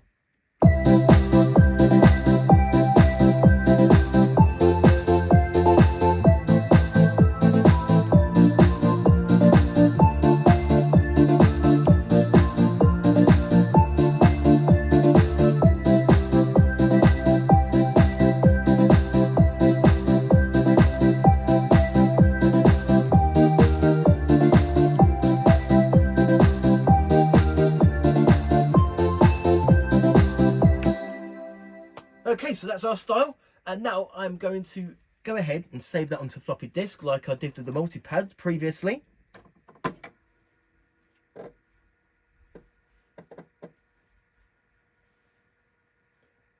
We'll go to save.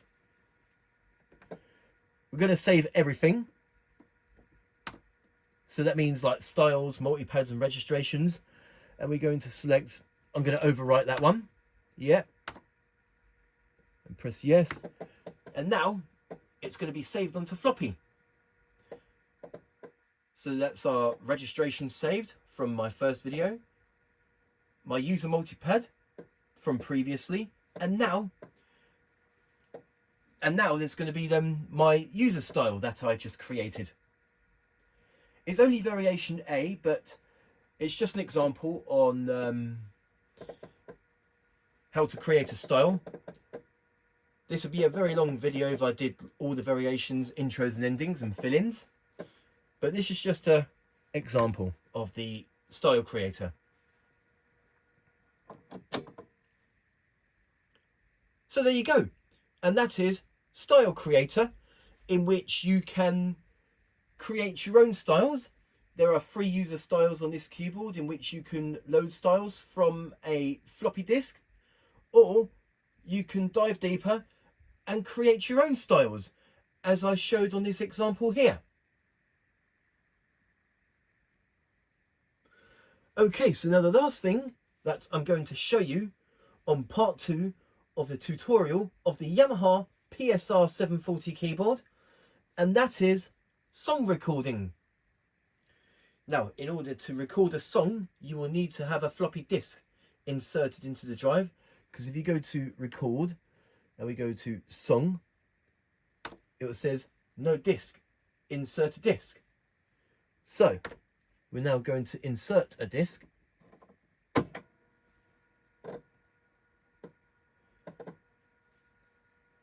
And now we can go on to song mode. Now there's a few examples that I'm going to show you of song recording. First of all being quick record. So we select quick record, and we can choose between melody, accompaniment, or melody and accompaniment, which is what I'm going to do.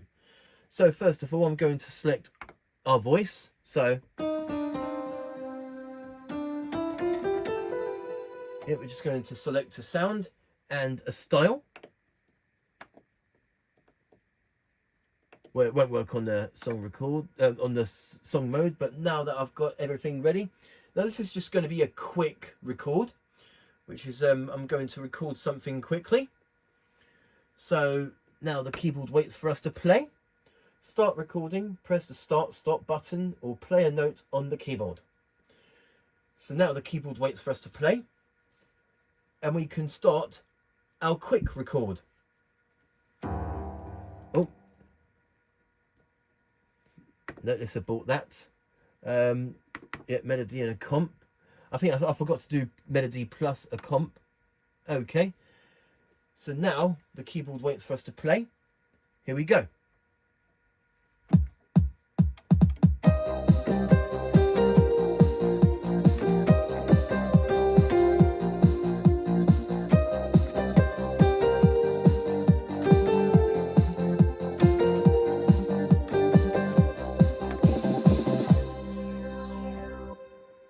So that was just something quick for the quick record. And we're going to say yes to that because we're going to save that.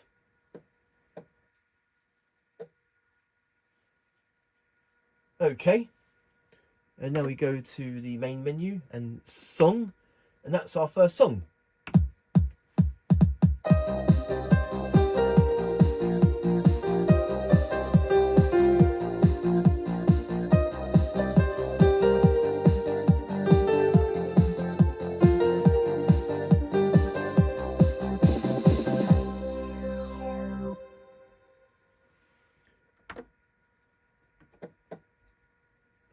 Okay, and that's our first song, which is just a quick record. Let's see if we can rename that. Yeah, there we go. We can rename that. So I'm going to call this one, because it's a quick record, so I'm going to go ahead and call this example 1.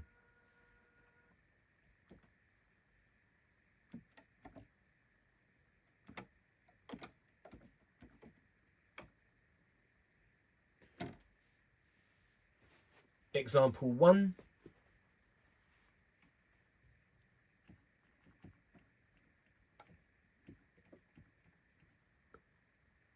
There we go. And that's our song renamed. So now when I go back to it, song, there you go, example 1. Hopefully you can see on the screen. And that's the quick record. And now I'm going to dive deeper. This time, we're going to go to new song. And this time we're going to do a multi-track record, which will make use of the keyboard's 16-track sequencer. And here's the sequence in which you can change whether you want right 1 or right 2, left, and the accompaniment, etc. And then you go to next to choose which ones you want to record, and you press the these buttons here to choose different ones. Like you can record, say, 3 or 2 or 1, etc.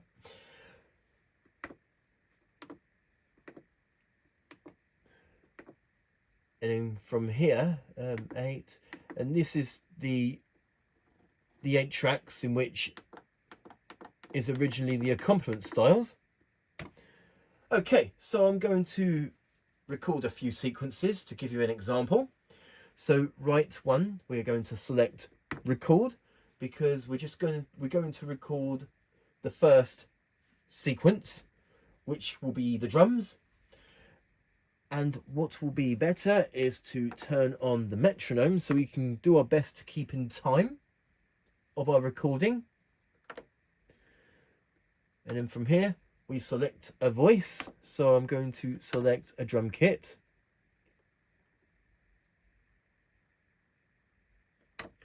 I'm going to select rock kit, so turn that off, there we go.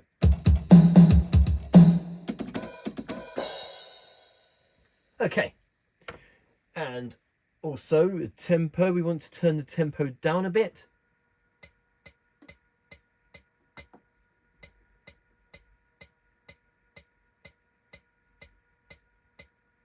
Okay, and now the keyboard waits for us to play.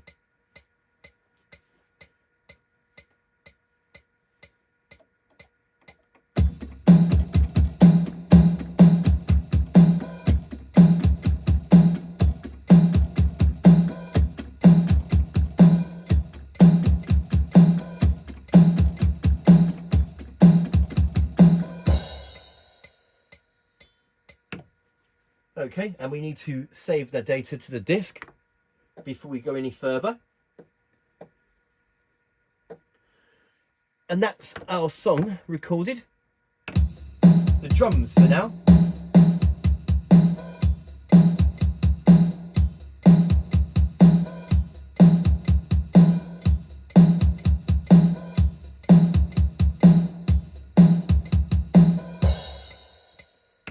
I know it wasn't perfect, but it will do for an example.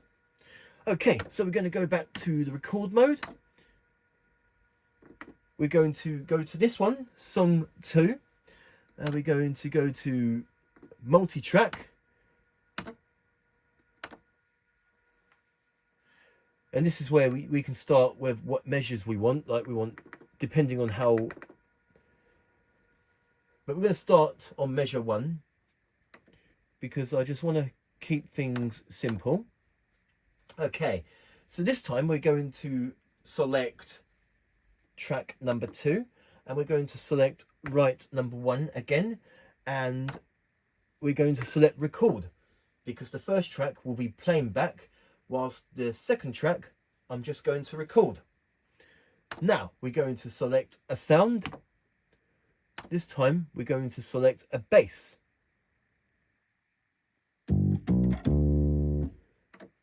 Maybe change that.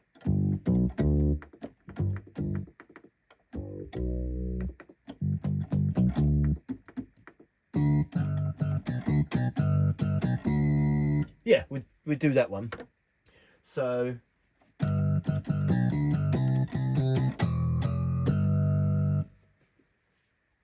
okay, and now we are ready to record the bass. Okay, so now the keyboard is waiting for us to play. Here we go.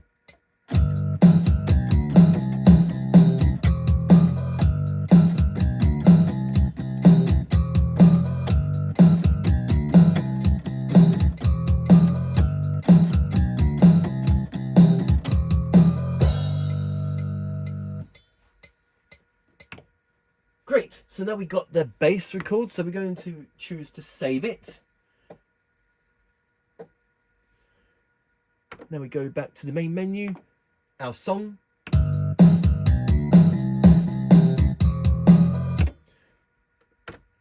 Okay, back to record mode. We're going to do some more tracks on this song here. Multi-track. Okay, so this time I'm actually going to record 2 tracks. So we're going to have this one. Again, I'm just going to do right 1, whilst the 4th one I'm going to do right 2. I'm going to select to record on both of them because I'm going to record both tracks at the same time.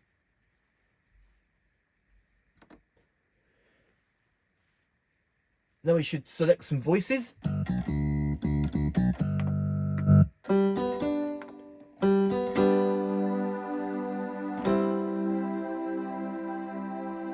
Doesn't really matter what sounds I use, because it's just an example. Okay, so we got right 1 and right 2 recorded, whilst the first and second tracks they're going to be playing, whilst track 3 and track 4 will be recording. Okay, so now the keyboard waits for us to play. Here we go.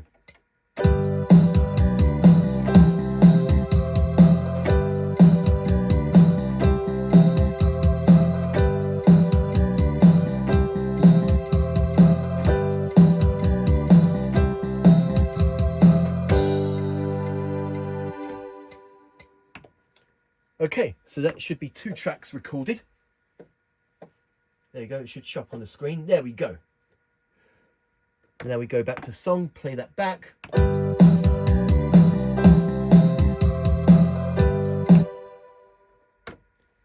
And now we're going to add some more.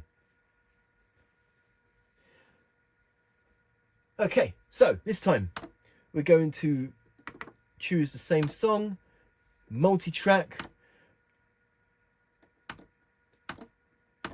Okay, so for the 5th track, this one here, I am going to select left. And we're going to record. And then we're going to find something for the left voice to play. Okay, probably not that sound, but maybe something.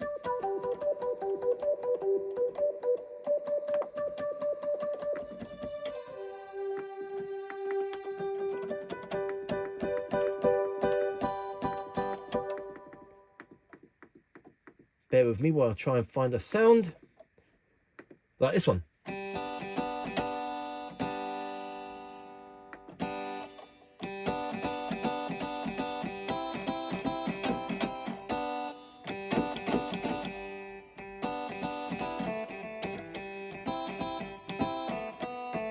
Yeah, okay. And then we just go back here, and then now the keyboard waits for us to play.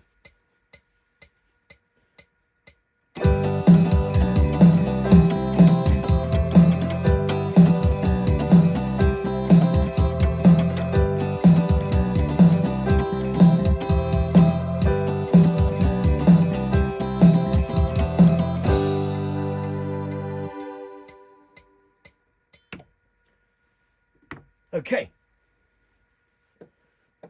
and now that should be saved onto the floppy.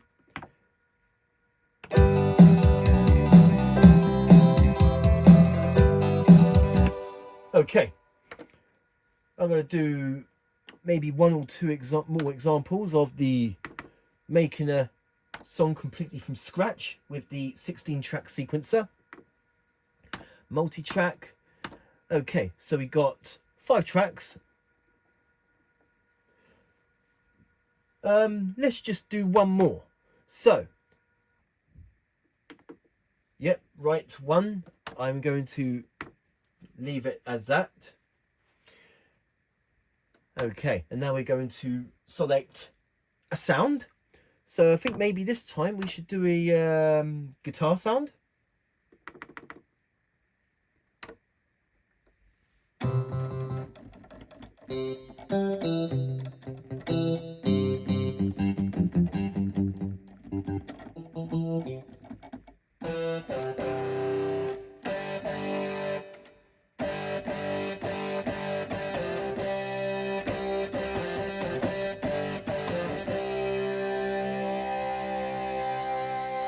Okay, we'll do this one. And we go to the next. And now the keyboard waits for us to play. Here we go.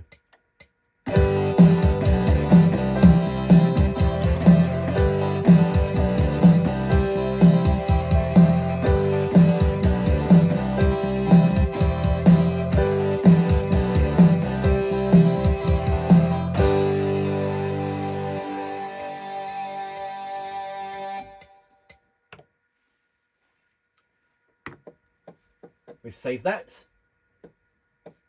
And that's our song completely. I'll use 6 tracks, but that's our song completed. So now it will sound like this.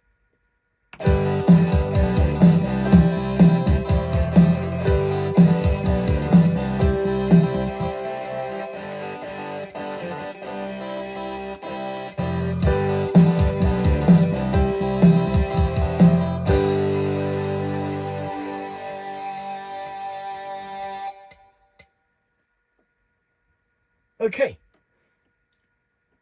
And once you're happy with everything, which I am for this example of the video, I'm going to edit that song.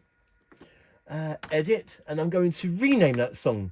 I am going to rename it example 2, because the first example was the quick record, and example 2, this one, will be the example of making a song completely from scratch using the built-in 16-track sequencer.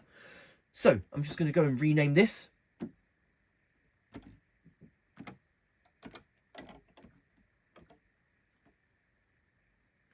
Oh, I know I spelt something wrong here.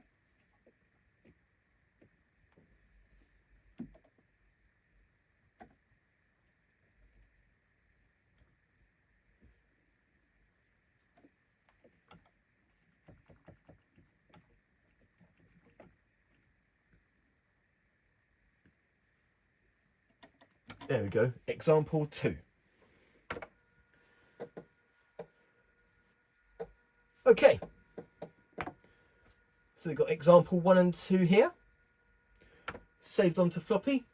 Now, one more example that I'm going to do, and that is doing a multi-track song, but this time using a complement. So there's a few things I've got to do before I get into playing. Okay, so let's just go back to up here. Like, we've got the complement menu here, and we want to record them all.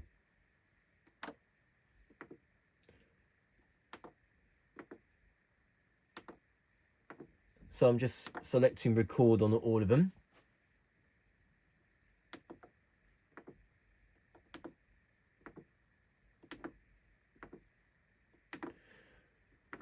So that'll be all of the complement recorded. And before I do that, I just want to select a style.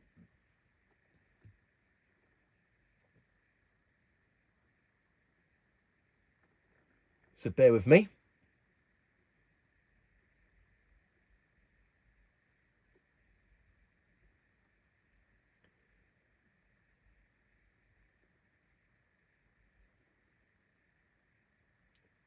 Let's just take this one, for example.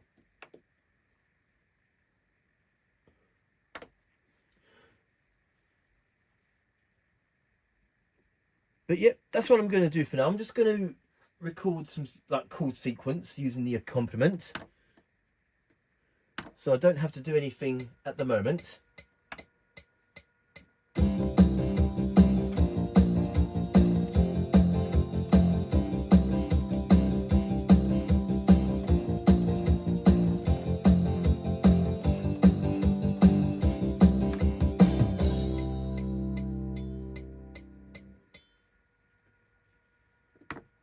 And we're going to save that. I don't really need the metronome now because I've got the comp recorded, so I can just go ahead and turn that off.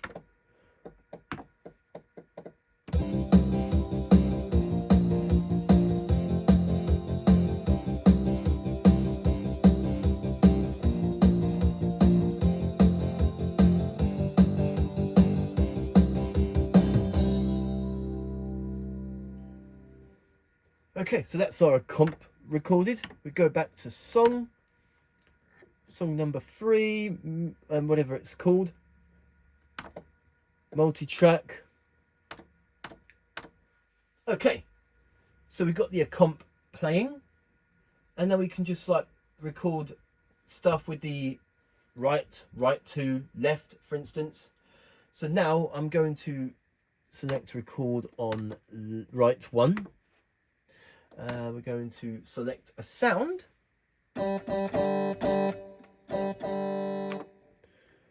Maybe an organ sound.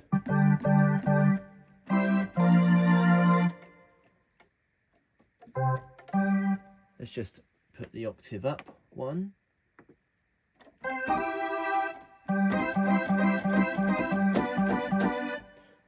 Okay. And now the keyboard waits for us to play.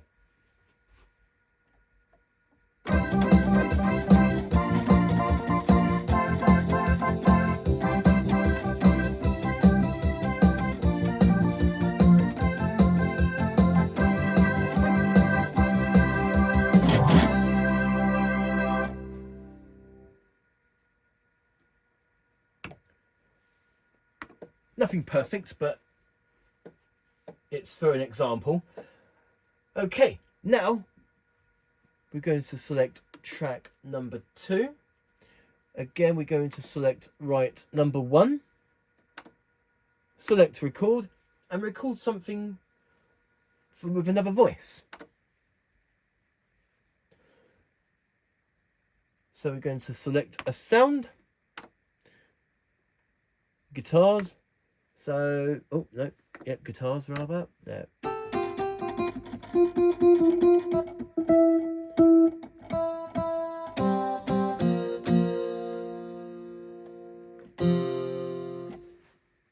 Okay, we'll take that one for example. And now the keyboard waits for us to play.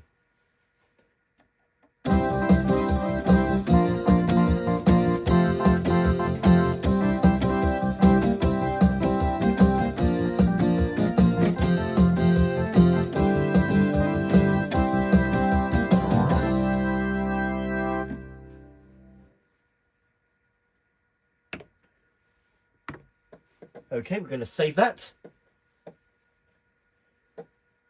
And let's just go back to the main menu and the song.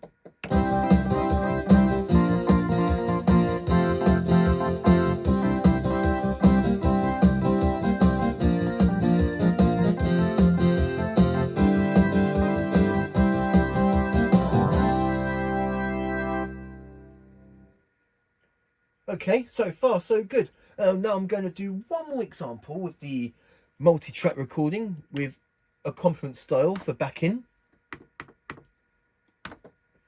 So we go to multi-track.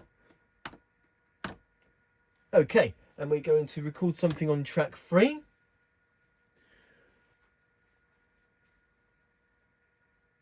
I just need to think of what I should record next. So, maybe oh yeah, I want to select right 1. It's going to be recorded. Well, everything's going to be played back. Okay. Maybe like a E piano.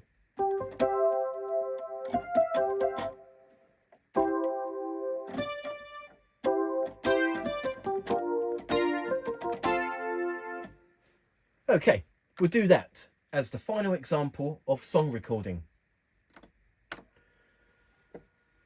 Okay, now the keyboard waits for us to play.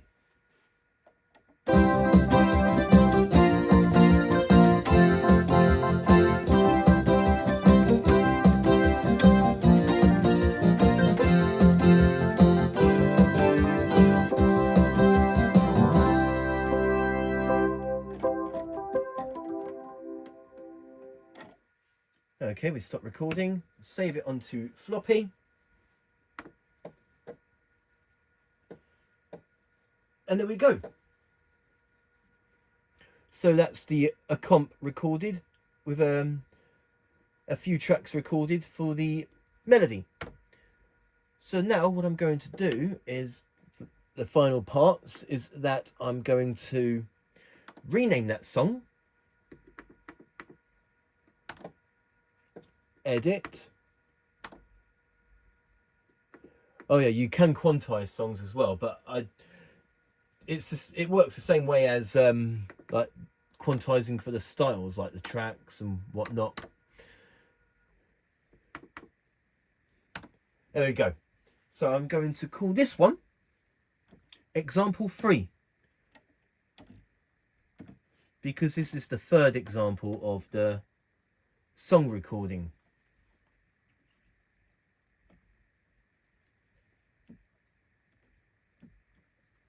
Example 3.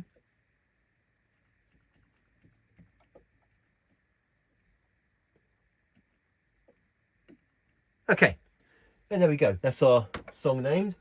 So, 3 examples of the song recording, because the first example is just a quick record with no like 16 track sequencer.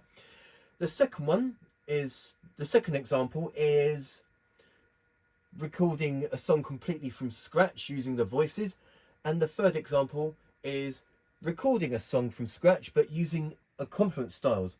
So I will show you everything I've done. So we go to song. So here is example 1. Oh, yep, here is example 1, in which I just recorded something via quick record.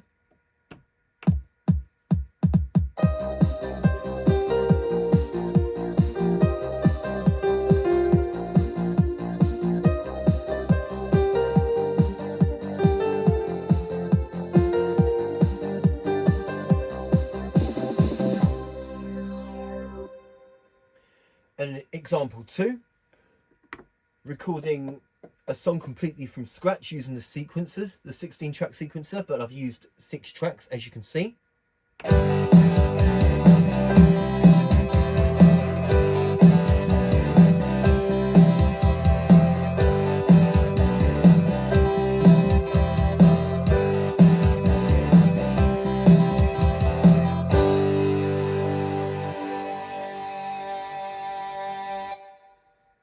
And finally, the last example is using the 16 track sequencer, but with accompaniment style.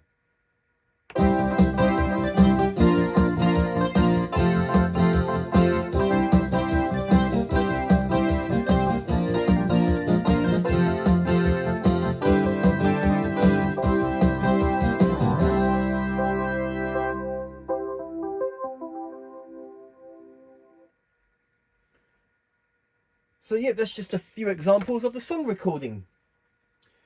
So there you go.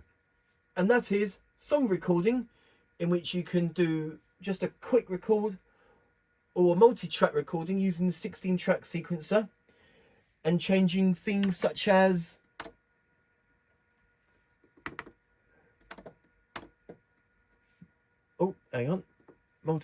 and say recording things such as, like, you can change between right 1, right 2, left, and like each parts of the comp, vocal harmony, etc.